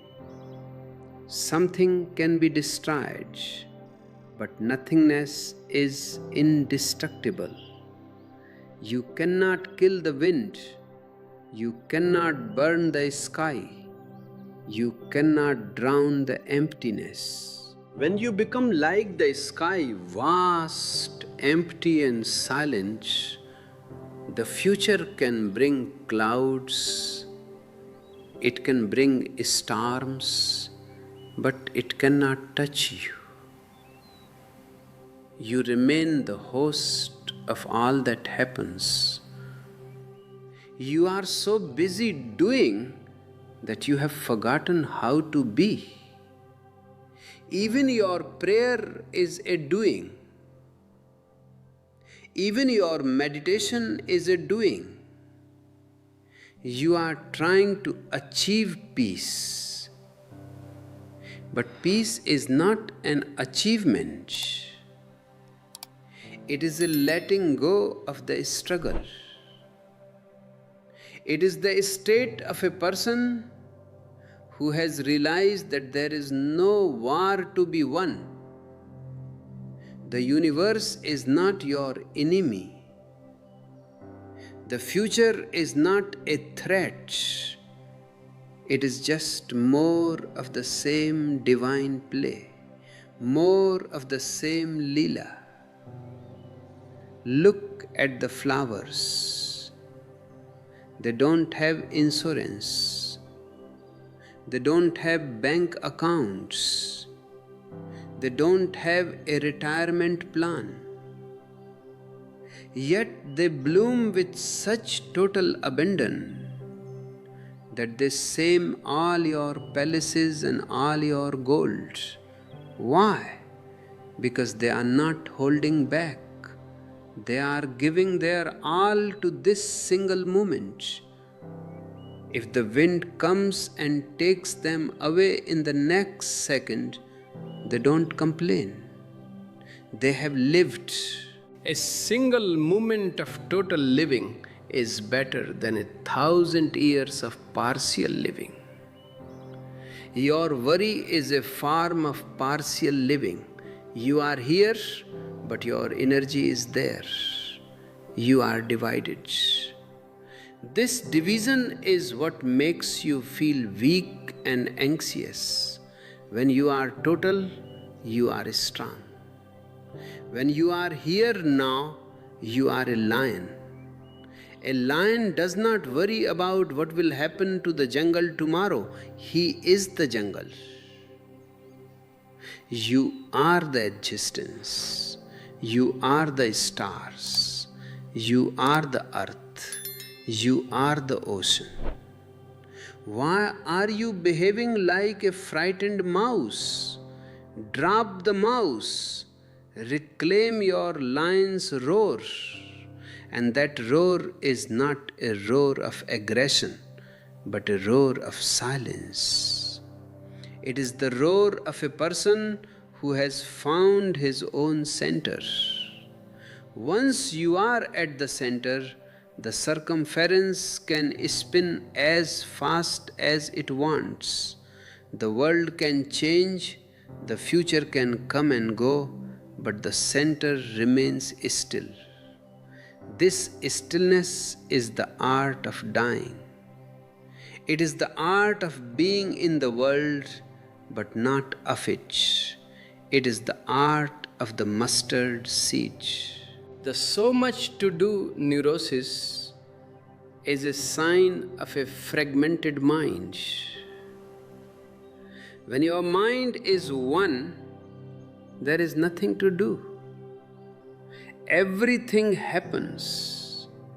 You eat when you are hungry. You sleep when you are tired. You work when the work is there. But there is no doer, pushing, pulling, and worrying. The tension disappears. You become like a hollow bamboo, and the breath of existence becomes a flute. The sound that comes out of you is not your sound. It is the sound of the whole. And the whole is never worried. The mustard seed doesn't need to be big to be significant. You don't need to be famous or powerful to be happy. In fact, fame and power are just bigger prisons with bigger worries. The smallness of the mustard seed is its freedom. It is so small that it can pass through the eye of a needle. It is so small that it can enter the kingdom of God. Your big ego is too fat to pass through the door of the present. You have to lose weight. You have to drop the fat of the future and the past. You have to become lean, light, and empty. When you are empty, you are a shelter. Jesus says the mustard seed becomes a shelter for the birds of heaven. Who are these birds? They are the wandering souls, the thirsty seekers, the beautiful thoughts that come from the divine. When you are a silence, people will be attracted to you without you doing anything. They will feel a sense of peace in your presence. They won't know why, but they will feel that they can rest under your shades. This is the only true service you can do for the world. To be a person who is not worried, to be a person who is not afraid. The rebellion I speak of is to be a gardener of your own soul. Instead of trying to change the world, instead of trying to control the future, till the earth of your own heart. Remove the stones of isms, remove the weeds of worry, let the water of awareness flow. And then wait with trust. The growth will happen, the transformation will happen. It is a law of nature. You don't have to make it happen. You only have to allow it. You are terrified of not knowing. But not knowing is the only honest state of mind. All your knowing is borrowed. It is dead. It is a burden. When you say, I don't know, a great door opens. You become a child again. You become a seeker. You become a mystery to yourself. And in that mystery, there is no room for worry. There is only wonder. There is only awe. The art of dying is to live as if you are already dead. Not in a morbid way, but in the sense that you have nothing more to lose. If you are already dead, what can the future do to you? It cannot kill you again. If you have already lost everything, what can the future take away? This is the ultimate security, the security of having nothing to protect. This is the freedom of the Buddha. He walks on the earth as if he is not there. He is a ghost of love. You ask me for an ultimate guide to stop worrying. This is the guide. Realize that you are not the one who is going into the future. Your body is a machine that belongs to time. But you are the timelessness that is watching the body move. The train is moving, but you are the passenger looking out the window. The scenery changes. Sometimes it is a beautiful meadow. Sometimes it is a dark tunnel. Amma, you are just looking. You are not the meadow and you are not the tunnel. You are the looking itself. When you identify with the scenery, you worry. Oh, the meadow is going away. Oh, the tunnel is so dark. But when you identify with the looking, you are at peace. The looking is always clear. The looking is always still. This is the mustard seed of awareness. It is the smallest thing, yet it is the witness of the entire universe. The so little time feeling comes from the desire to achieve something big. But what can be bigger than being alive? What can be bigger than this moment? Even if you become the president of the world, it is nothing compared to the miracle of one single breath. But you have been taught to value the labels more than the life. You value the success more than the soul. This is why you are anxious. You are chasing labels that are written on the wind. The true rebel is the one who values his own life more than all the labels of the society. He is the one who says, I am enough. He doesn't need the future to justify his existence. He doesn't need a goal to make his life meaningful. His meaning is in his isness. This is the highest form of rebellion. It is the mustard seed way. It is the art of dying while you are still alive. So, my beloved ones, let the future remain a mystery. Don't try to solve it. Don't try to master it. Just love it.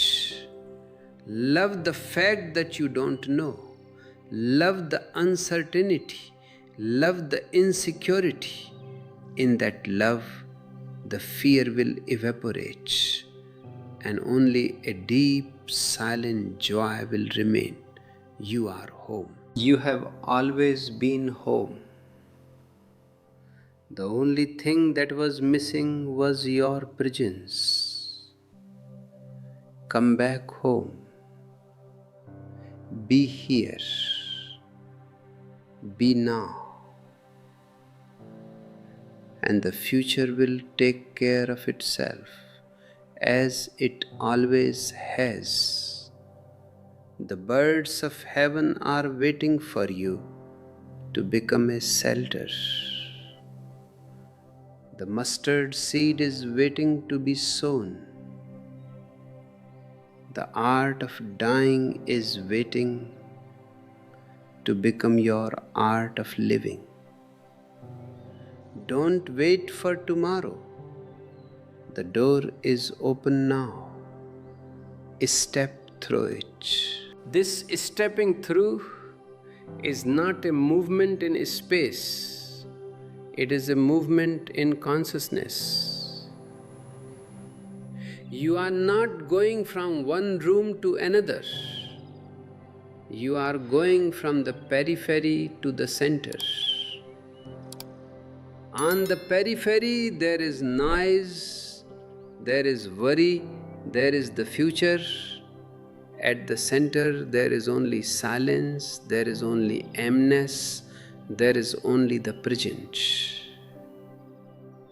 This is the radical shift that I am inviting you to make. Don't try to change your life, change your position. Stand at the center and let the life happen around you. You are obsessed with the idea of becoming something because you have been told that as you are not enough. This is the wound that every child carries. You are born a mustard seed, perfect and complete. But the society starts telling you that you must become a great oak tree to be respected. So you start running, you start worrying. Will I have enough water? Will the sun be too hot? Will the wind break my branches? The mustard seed doesn't worry about the oak tree. The mustard seed simply is. And because it simply is, it grows. The growth is a byproduct of being. But for you, the growth has become a goal, and being has been sacrificed. Look at your so much to do syndrome. It is a form of greed. You want to experience everything. You want to possess everything. You want to be everywhere. But you can only be here. Even if you go to the moon, you will be here on the moon. You cannot escape the here now. So why the hurry? This hurry is a way of avoiding yourself. You are afraid that if you stop, you will have to face the emptiness of your own soul. But I tell you that emptiness is not empty, it is full of God. It is only empty of your ego, empty of your worries, empty of your past. Fear is like a shadow. Can you fight a shadow? If you fight it, you will lose, because there is nothing to fight. To get rid of a shadow, you don't fight the shadow, you look for the source of light. Your awareness is the light. When you bring the light of awareness to your fear of the future, the fear disappears. It doesn't go anywhere, it just ceases to be, because it was never there in the first place. It was just a projection of your unconsciousness into the void of tomorrow. The Mahahippie Shiva is the ultimate symbol of this awareness. He sits on the mountain of silence, indifferent to the world's worries. He is not a dropout in the social sense. He is a drop in. He has dropped into his own being. People think the hippies are rebellious because they have long hair or they don't work. That is superficial. The real rebellion is to be a person who cannot be made anxious. If you cannot be made anxious, you cannot be controlled. The entire structure of the world, the banks, the governments, the religions, rests on your anxiety. They sell you security because you are afraid. If you drop the fear, their business is finished. This is why I say, be a rebel. Don't seek security. Security is a prison. Seek insecurity, seek the unknown. Seek the wildness of existence. In that wildness, you will find a different kind of safety. The safety of a bird on a branch that is about to break. The bird is not afraid, not because it trusts the branch, but because it trusts its own wings. Your awareness is your wings. Even if the branch of the future breaks, even if the world as you know it collapses, you can fly. You can remain untouched.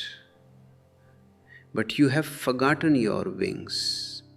You have spent your whole life strengthening the branch. You have put all your energy into making the world safe for yourself. And the more you try to make it safe, the more worried you become, because you know deep down that nothing is safe. Death is coming. Change is coming. The unknown is coming. There is no way to stop it. The only way is to learn the art of dying to the branch and trusting the wings. The mustard seed is tiny, but it is courageous. It is willing to disappear into the earth. Are you willing to disappear? Are you willing to let go of your name, your fame, your identity? If you are, then worry cannot touch you. Worry only clings to something.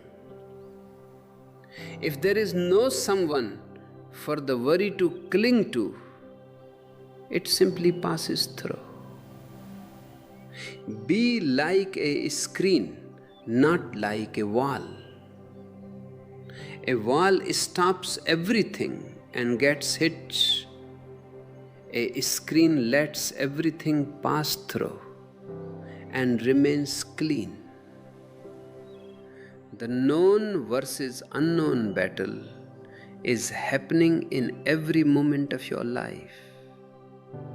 The known is your habit, your routine, your isms. The unknown is the fresh breath of life. You prefer the known because it is predictable, even if it is miserable. You say, I know this suffering, I am used to it. But the unknown, who knows what it will bring? It might bring joy, it might bring a total transformation. And your ego is terrified of transformation. Transformation means the death of the old you. I want you to fall in love with the unknown. Every morning wake up and say, I don't know what this day will bring, and I am thrilled. This I don't know is the opening of the door. When you think you know, you are closed. When you are closed, you worry about how to protect what you know. When you are open, you are a flow. A river doesn't worry about the stones in its path. It just flows around them. It doesn't worry about the future of the sea. It just moves toward it. This is the meaning of being a gardener of your own soul. Don't be a builder. Be a gardener. A builder works with dead materials, bricks, stones, cement. A gardener works with life. He prepares the soil, he sows the seed, and then he waits. He knows he cannot make the flower bloom. He cannot make the tree grow. He can only provide the right conditions. Your awareness is the right condition. If you are aware here now, the future will bloom of its own accord. It will be a divine blooming. The so little time feeling is a mental trap. Time is infinite. You have all the time there is. In fact, you are the time. This feeling of rush is just the ego's way of making itself feel important. I am so busy, I have so much to do. This makes you feel like a big person. But look at the trees, look at the stars. They are not busy, yet they are doing the most important work in the universe. They are just adjusting. And their existence is a blessing. I tell you, your existence is a blessing too. But you are too busy worrying to notice it. You are like a man who is carrying a diamond in his pocket, but is crying because he is worried about losing a penny. Your aimness is the diamond. Your future is the penny. Stop crying, reach into your pockets and find the treasure. Once you find it, you will never worry again. You will walk on this earth like a king who has nothing to lose and everything to share. This is the mustard seed gospel. It is not a doctrine, it is a vision. It is the vision of a man who has seen that life is not a problem to be solved, but a mystery to be lived. And a mystery cannot be solved by worrying. It can only be entered through love, through silence, through total presence. When you enter the mystery, you find that there is no future and no past. There is only a multi-dimensional now that is ever expanding. The art of dying is the secret of this expansion. Every moment die to what you were. Die to your successes, die to your failures, die to your worries. Be born again right now as a blank slate. On this blank slate, existence can write its own song. You don't have to compose it, you just have to be the flute. And the flute doesn't worry about the next note, it just lets the breath pass through. Let the breath of life pass through you. Don't block it with your ifs and buts. Don't block it with your calculations. The divine is a much better calculator than you are. It has managed the stars for billions of years. It can manage your tomorrow. Your only job is to be an open channel. When you are open, you are in a state of grace. And in a state of grace, there is no room for fear. People ask me, Osho, is it possible to live without any fear at all? I say it is possible only if you are not there.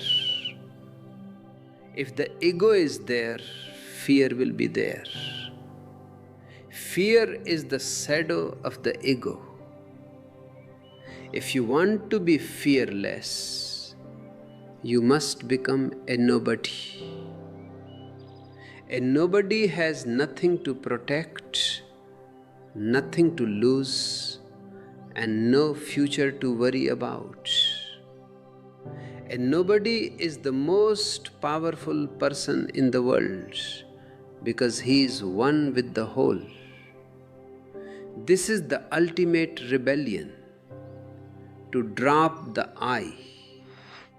The society has taught you to be a somebody, to have a strong ego, to be someone special. I tell you, be ordinary. Be like the grass. Be like the pebbles on the beach. In your ordinariness, you will find the extraordinary. In your smallness, like the mustard seed, you will find the vastness of the heavens. This is the truth that will set you free. Not the truth of a book, but the truth of your own breathing. When you are worried about the future, you are essentially saying that you don't trust the universe. You are saying that you know better than the existence. This is the ultimate arrogance. Drop this arrogance. Surrender. Say, I am yours. Take me where you will. Let happen what must happen. This surrender is not a sign of weakness, it is the ultimate strength. It is the strength of a drop of water that has fallen into the ocean. Now it has the power of the entire ocean behind it. Think of Rabbi Barnaham again. His whole life was a preparation for death. That means his whole life was a practice of letting go. He was not waiting for the end, he was living the end in every moment. When you live as if each moment is your last, your life attains a fragrance that is out of this world. You don't have time for petty worries. You don't have time for anger. You don't have time for greed. You only have time for love, for joy, for silence. The so much to do will always be there if you are looking at the horizon. But if you are looking at the step you are taking, there is only that step, and that step is enough. Make that step beautiful. Put your whole soul into it. If you are walking, walk as if you are kissing the earth with your feet.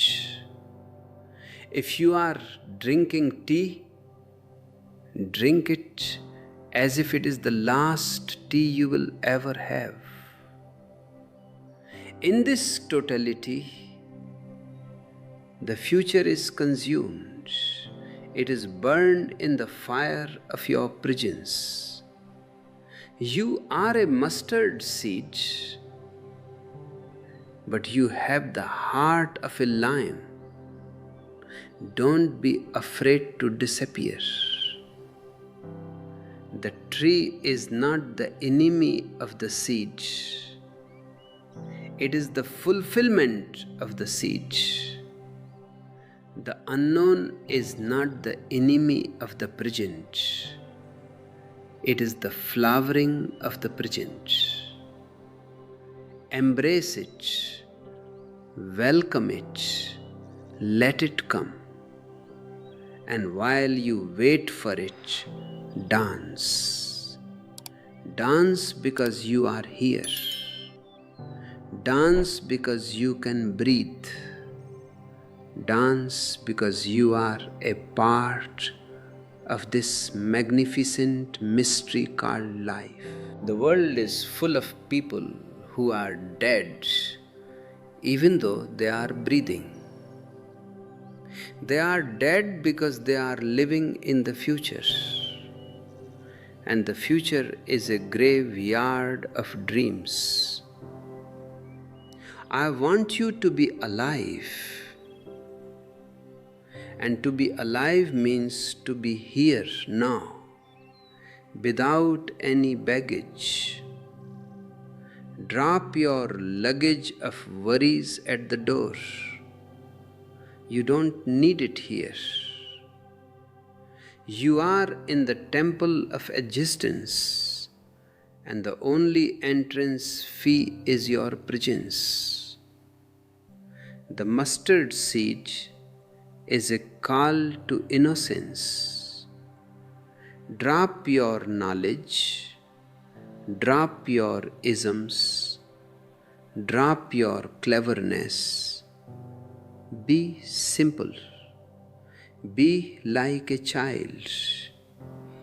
A child doesn't ask about the meaning of life. He is the meaning of life. A child doesn't worry about the future. He creates the future through his play. Be that child.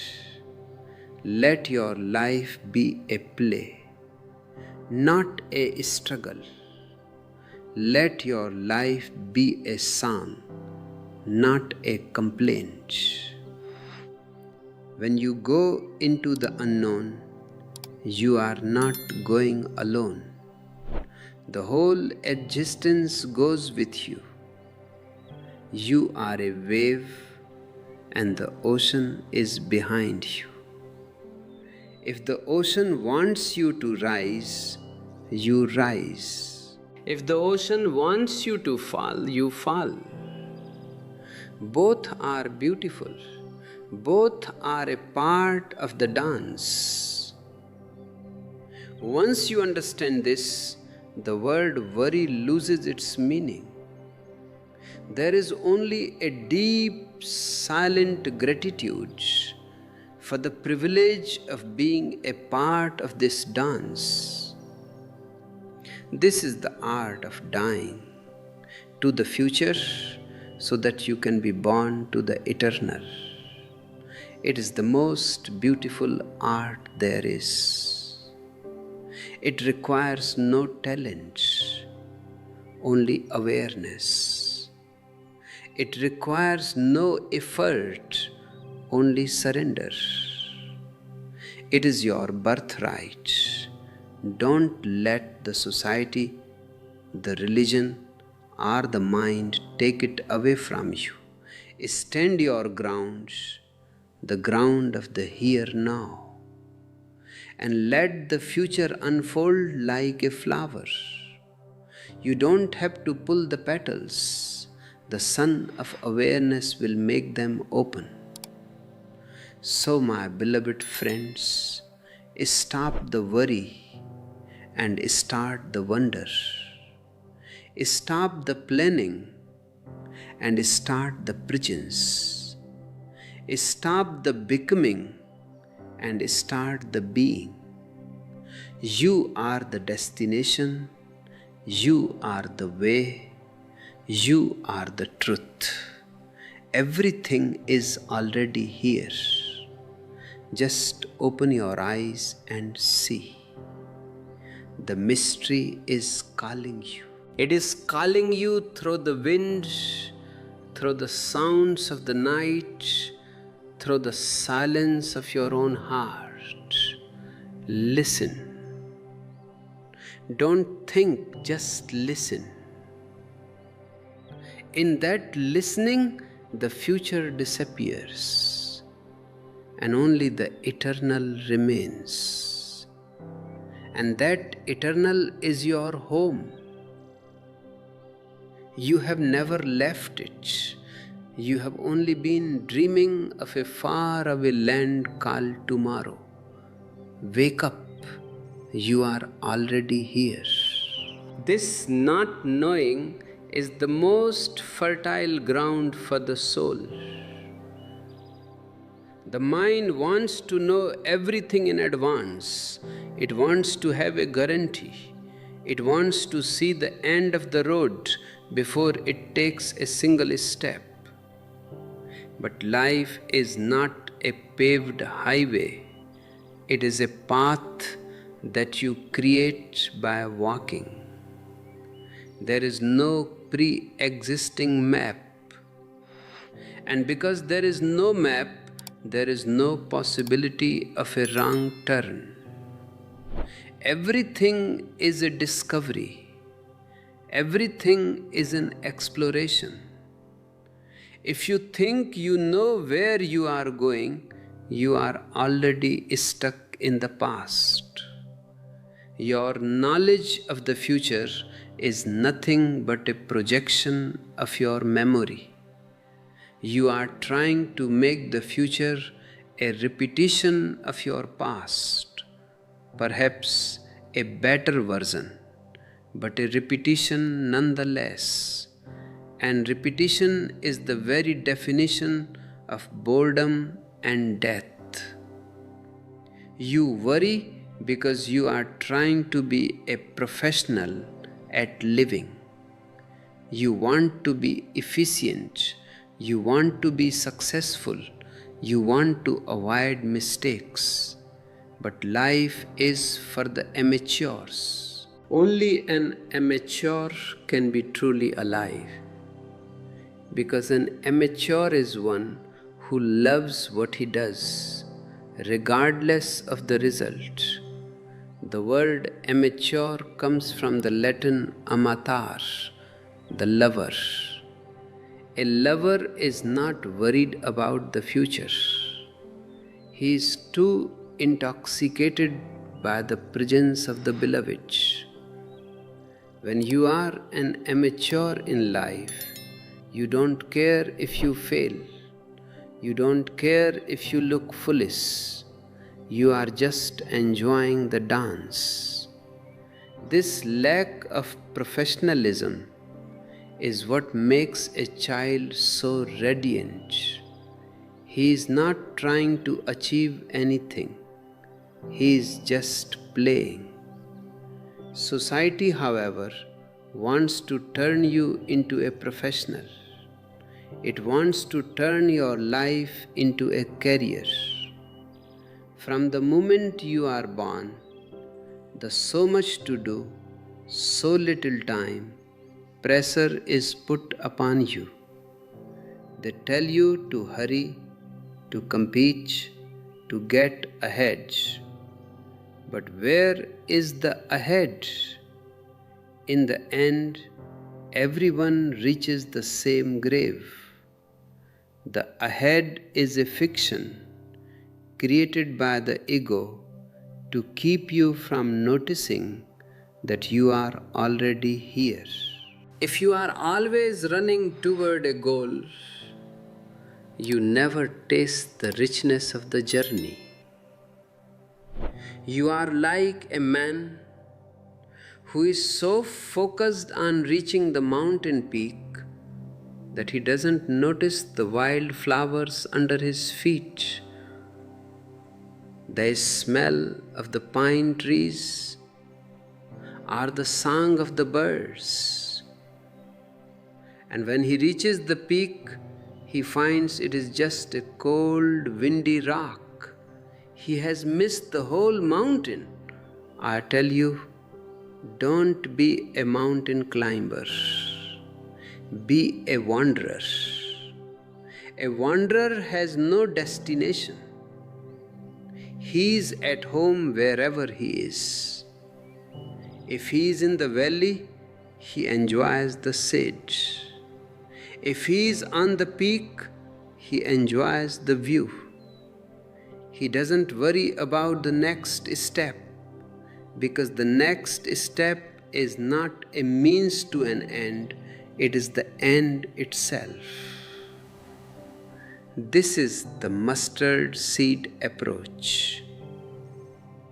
The seed is not trying to become a tree. The tree is already hidden in its smallness. It just allows the earth, the water, and the sun to do their work. It is a surrender.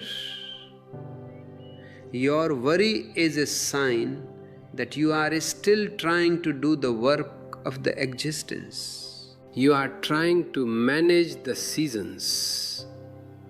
You are trying to control the wind. Relax. The existence knows how to grow a tree, and it knows how to grow a Buddha. Think about the isms that you cling to: communism, capitalism, traditionalism. Why do you need them? You need them because you are afraid of the responsibility of being an individual. An ism gives you a crowd to hide in. It gives you a set of rules so that you don't have to listen to your own inner voice. It gives you a future to hope for so that you don't have to face your now. The rebel is the one who drops the crowds. He says, I will be responsible for my own joy and my own suffering. I don't need a leader. I don't need a dogma. I don't need a guarantee. This individual responsibility is the only way to end anxiety. When you are responsible for yourself, you are no longer a victim of circumstances. You are no longer worried about what they will do or what society will become. You are only concerned with being authentic here now. Fear of the future is often a fear of psychological death. You are afraid that your identity, your name, your roles, your status will be erased. But this identity is not you. It is just a social convenience. It is a coat you are wearing. If the coat is taken away, you are still there. In fact, you are more there without the coat.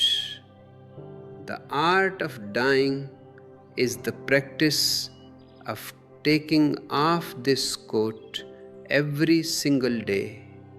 If you die to your identity every night before you sleep, you will wake up with a freshness that is divine. You will have no future to worry about because you have no past to protect. You are new, and the new is always fearless. The mustard seed gospel of Jesus is a gospel of trust. Trust is not a belief in a particular God or a particular doctrine. Trust is a yes to the whole. It is the understanding that you are not a stranger in this universe. You are not an accidental byproduct of chemical reactions. You are a manifestation of the eternal energy. The whole existence is your mother and your father. It has given you everything you have: your life, your intelligence, your capacity to love. Why would it suddenly become your enemy in the future? Your worry is a form of mistrust. It is a way of saying, I am smarter than the whole. I must protect myself because the whole is going to harm me. This is the core of the ego's insanity. Drop this insanity. Look at the stars. Do they look worried? Look at the ocean. Does it look anxious?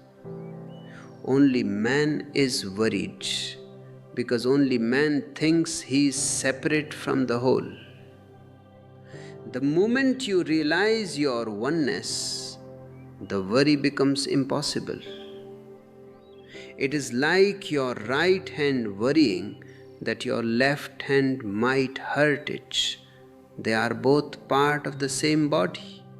You are part of the body of existence.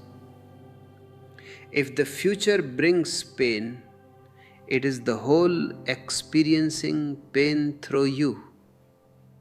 If the future brings joy, it is the whole experiencing joy through you. Once you surrender to the whole, you become invincible.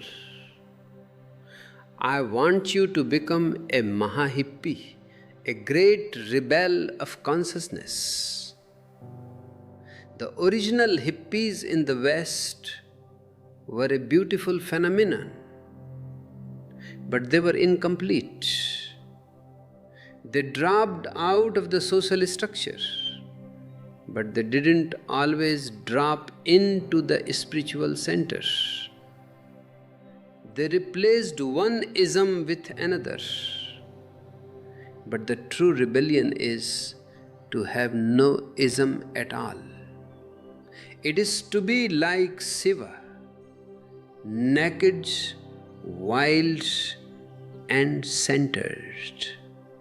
Shiva is the ultimate symbol of the one who has stopped worrying.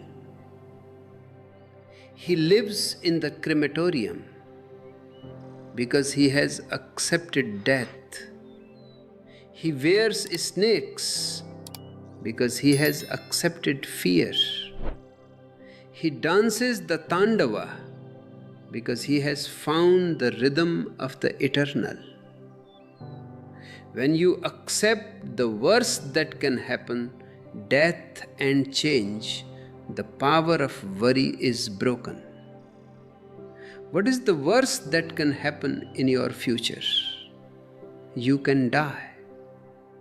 But you are going to die anyway, so why worry about it today? If you are going to die tomorrow, then today is your last chance to live. If you waste today worrying about tomorrow's death, then you have died twice. But if you live today totally, then death becomes a secondary matter. It becomes just a footnote. A man who has lived is ready to die. A man who hasn't lived is always afraid because he feels he is missing out. Your anxiety is not about death, it is about your unlived life. The more you live here now, the less you will worry about the future. Modern man is obsessed with time because he is trying to squeeze too much out of life. You have a bucket list of things to do before you die. But life is not a list of chores. Life is a quality of being. You don't need to do 1,000 things. You only need to do one thing with total presence. If you can sit silently and just be for 10 minutes, you have lived more than someone who has traveled the whole world in a state of distraction. Stop trying to do so much. Start being more. In being, there is no time. Have you ever noticed that when you are truly happy, time disappears? When you are in love, hours pass like minutes. When you are bored or worried, minutes pass like hours. Time is a measure of your misery. In bliss, there is only eternity. The mustard seed becomes a shelter for the birds of heaven. This is a beautiful metaphor. When you are at peace with the present, when you have stopped the frantic running toward the future, you become a silence, and silence is magnetic. People who are tired of their own noise will come to you. They will sit with you, and they will feel a healing energy. You don't have to say anything. Your very presence becomes a sermon. This is the only way to help the world. You cannot help the world by being worried about it. You can only help the world by being a light within it. If you are worried about the future of humanity, you are just adding your own anxiety to the collective madness. The world is in its current state because of billions of worried, greedy, and fearful minds. To change the world, you must first change your own vibration. Move from fear to love, from worry to trust, from becoming to being. When you are here now, you are a point of sanity in a mad world. And sanity is contagious. If one person becomes a Buddha, the whole world is lifted a little bit higher. The art of dying is essentially the art of letting go of the ego's control. The ego is like a child who is driving a toy car and thinks he is the one moving it. When the toy car turns, the child thinks he did it. When it stops, he thinks he did it. But the car is on a track. The ego is that child. The track is the cosmic law, the Dhamma. Everything is happening according to a much vaster plan than your mind can conceive. When you realize this, you can let go of the steering wheel. You can sit back and enjoy the ride. Divine insecurity is what I call this state of being. It is the realization that nothing is certain, and that is perfectly okay. In fact, it is better than okay. It is a blessing. If life were certain, it would be a dead thing. If the future were fixed, there would be no room for your creativity, no room for your love, no room for your freedom. The uncertainty is the space in which you can grow. Embrace it. Don't ask for a secure future. Ask for the courage to face an insecure future with a smile. The only security you need is your own awareness. If you have that, you can walk through fire and not be burned. You worry about so much to do, but I tell you, there is nothing to do except to wake up. Once you are awake, you will see that everything is being done by the existence. The trees are growing, the rivers are flowing, the heart is beating. Who is doing it? Not you. You are just the observer. Even your thoughts are happening to you. You are not thinking them. If you can step back and watch the doer inside you, you will see that the doer is just a social conditioning. The real you is the watcher. And the watcher has no worries. The watcher has no future. The watcher is always here now. The mustard seed is tiny because it is humble. It doesn't claim to be anything. It doesn't have an ego. And because it has no ego,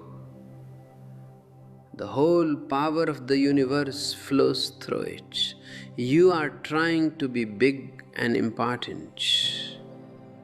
You want to be a giant oak in the eyes of others. But the giant oak is more vulnerable to the storm than the small blade of grass. When the wind blows, the grass simply bows and lets the wind pass. When the wind stops, the grass stands up again. fresher than before. The oak tree tries to resist and it is uprooted. This is the secret of the rebel. Be like the grass. Be ordinary. Be simple. Don't resist the flow of life. The isms are for the weak. The isms are for those who are afraid to stand alone. But only in aloneness do you find your true strength. Don't be a communist. Don't be a capitalist. Don't be a Hindu. Don't be a Christian. Just be a human being, pulsing with life, open to the mystery. When you drop all labels, you find that the future is no longer a threat. It is just another opportunity for the existence to express itself through you. Whether it expresses itself as youth or old age, as health or sickness, as life or death, it is all the same divine energy. The fear of the unknown is the fear of losing your knowledge. You have spent years collecting information, opinions, and beliefs. You think this knowledge will protect you. But knowledge is about the past. It is like carrying a mountain of old newspapers and trying to find today's news in them. You won't find it there. To see today's news, you have to look at the world with fresh eyes. To see the future without worry, you must drop your knowledge and become innocent. Innocence means to look at everything as if you are seeing it for the first time. When you look at a flower with innocence, it is a miracle. When you look at it with knowledge, it is just a rose. Knowledge kills the mystery. Knowledge turns the living world into a dead museum. And because you are living in a dead museum, you are bored and anxious. Step out of the museum. Come into the wild forest of the present. Here there are no labels. Here there is only the vibration of life. Here the mustard seed is growing into a tree. And the art of dying is becoming the dance of life. So little time, this is a lie. You have all the time in the world because you are the eternal. Time only exists for the mind. For the soul, there is no time. If you can touch the center of your being, you will see that you have always been here. And you will always be here. You are the witness of the birth and death of stars. You are the witness of the rise and fall of civilizations. What can the future do to you? It can only change the scenery. It cannot change the watcher. The mustard seed way is the way of trust, the way of love, and the way of silence. It is the way of the rebel who has chosen to live here now without any baggage. It is the way of the one who knows that life is a gift, not a problem. It is the way of the one who has mastered the art of dying. to the false so that the real can be born. This is the path to fearlessness. It is not a path of attaining something. It is a path of dropping everything that is not you. When you drop your worries, your plans, and your isms, what remains? A vast, silent, beautiful emptiness. And that emptiness is God. That emptiness is the kingdom of heaven. It is smaller than a mustard seed, yet it is larger than the universe. It is the shelter for all the birds of heaven. It is you. Stop looking for the guide in books or in leaders. The guide is within you. The ultimate guide is your own awareness. Just listen to it, trust it, follow it. It will lead you out of the dark valley of worry and onto the sunlit peak of presence. And once you are there, you will look down at the clouds of worry and smile. You will see that they were just shadows and that the sun was always shining. My beloved, as we reach the culmination of this shared journey, I want you to look into my eyes one last time, not with the eyes of your mind, which are busy calculating the time left in this video, but with the eyes of your soul. We have traveled through the dark forests of fear. We have navigated the treacherous rivers of the isms, and we have sat under the shade of the mustard seed. But the journey does not end here. It only truly begins when you turn off this screen and step into the world as a transformed being. If these words have struck a chord within you, if you feel that your inner light has been fanned into a flame, then I invite you to subscribe to this channel. This is not just a YouTube channel. It is a digital commune, a gathering of seekers who are tired of the old lies. By hitting that like button, you are signaling to the universe and the algorithm that the world is ready for silence, ready for truth.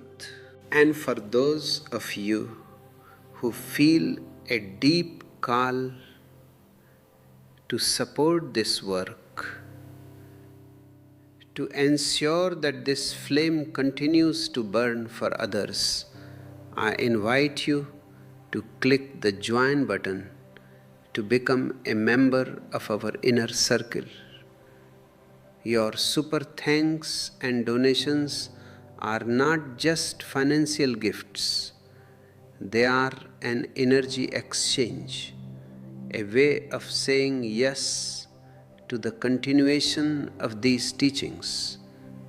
We have also prepared a very special guide for you, which you can find in the description below, our ebook titled The Hidden Energy Protocol, Reclaim Your God Mode. It is a map for those who are ready to stop being victims of the future and start being the masters of their own destiny. Reclaiming your God mode is not about egoistic power. It is about returning to that original innocence where you and the existence are one. You see, the God mode is your natural state. It is the state of the mustard seed before it was told it had to be an oak. It is the state of the child before he was taught the word worry.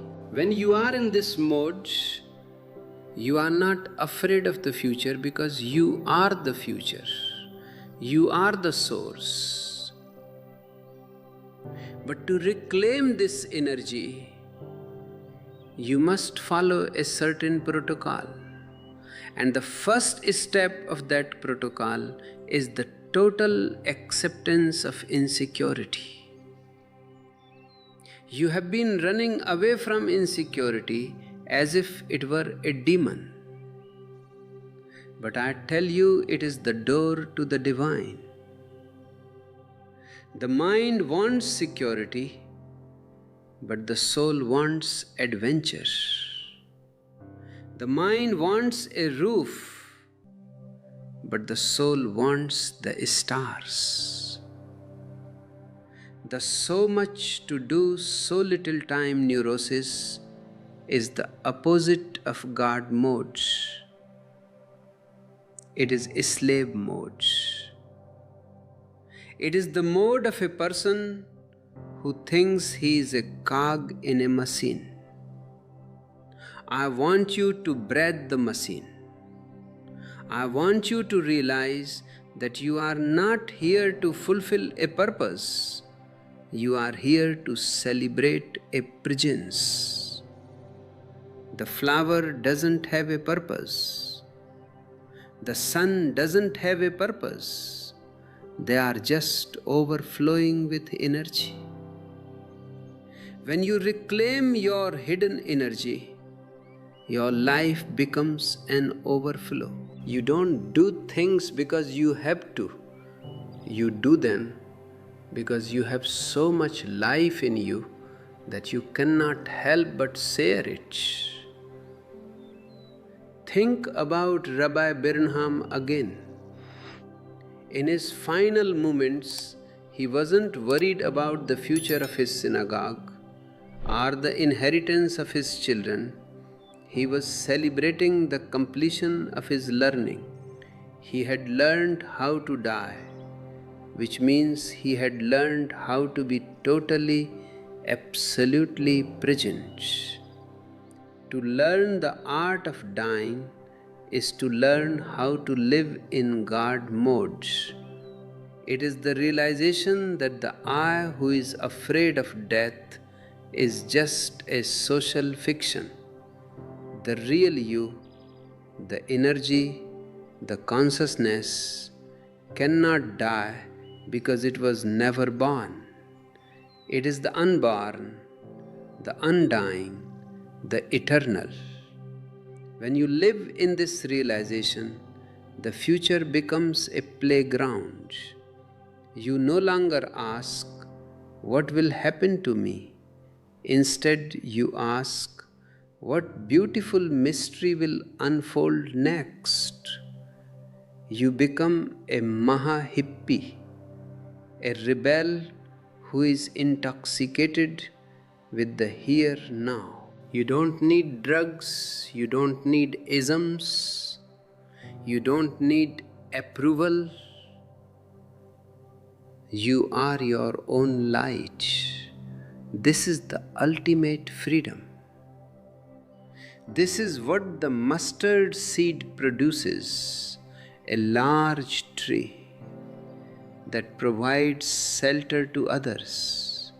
You become a shelter not by giving people advice, but by giving them your silence, your peace, and your fearlessness. Your worry about the future is a form of prayer to a God that doesn't exist, the God of what if. Stop worshipping this false god. It is a hungry ghost that eats your joy and leaves you empty.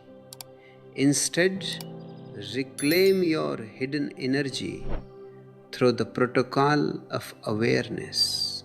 Watch the worry, laugh at the ego, and stay rooted in the breath. The breath is your bridge to the eternal. It is the only thing that is always happening in the present. If you are with your breath, you cannot be in the future. It is impossible. I see many people asking for an ultimate guide to life. There is no guide other than your own consciousness. My words are just fingers pointing to the moon. Don't worship the finger, look at the moon. The moon is your own inner silence. The moon is your own capacity to love without conditions. When you find that moon, the darkness of the future is illuminated.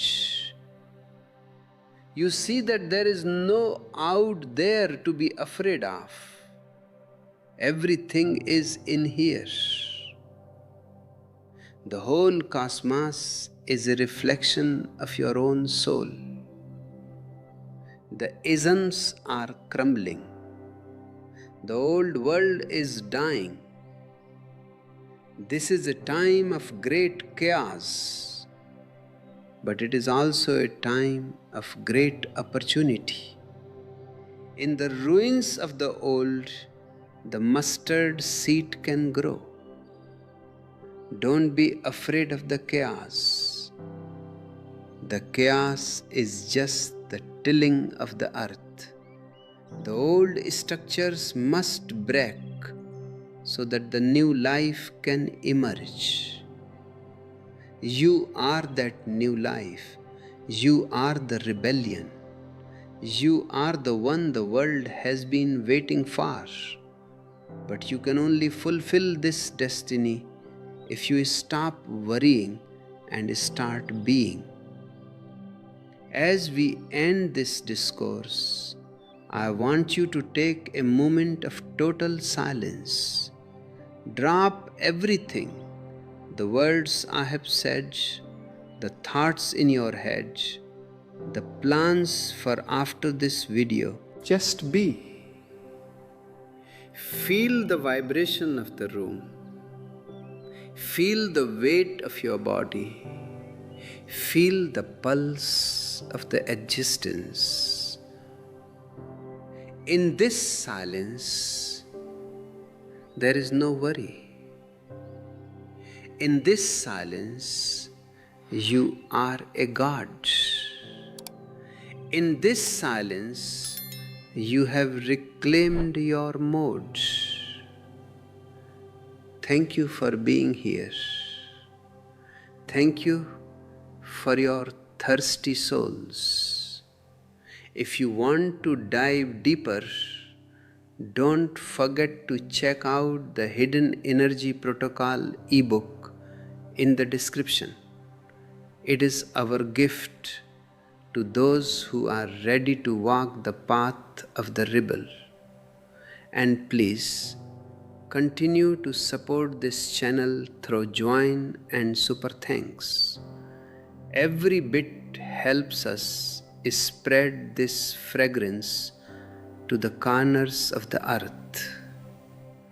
Go into the world now, but don't take your worries with you. Leave them here in this digital hall.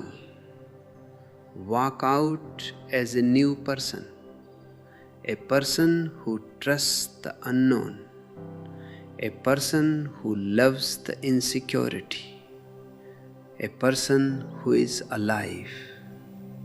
The future is waiting for you, but don't meet it in your mind. Meet it when it becomes the present with a dance and a song. Goodbye for now, my beloved. We shall meet again in the silence, where there is no time, no space, and no worry. Only the eternal is, only the bliss of being.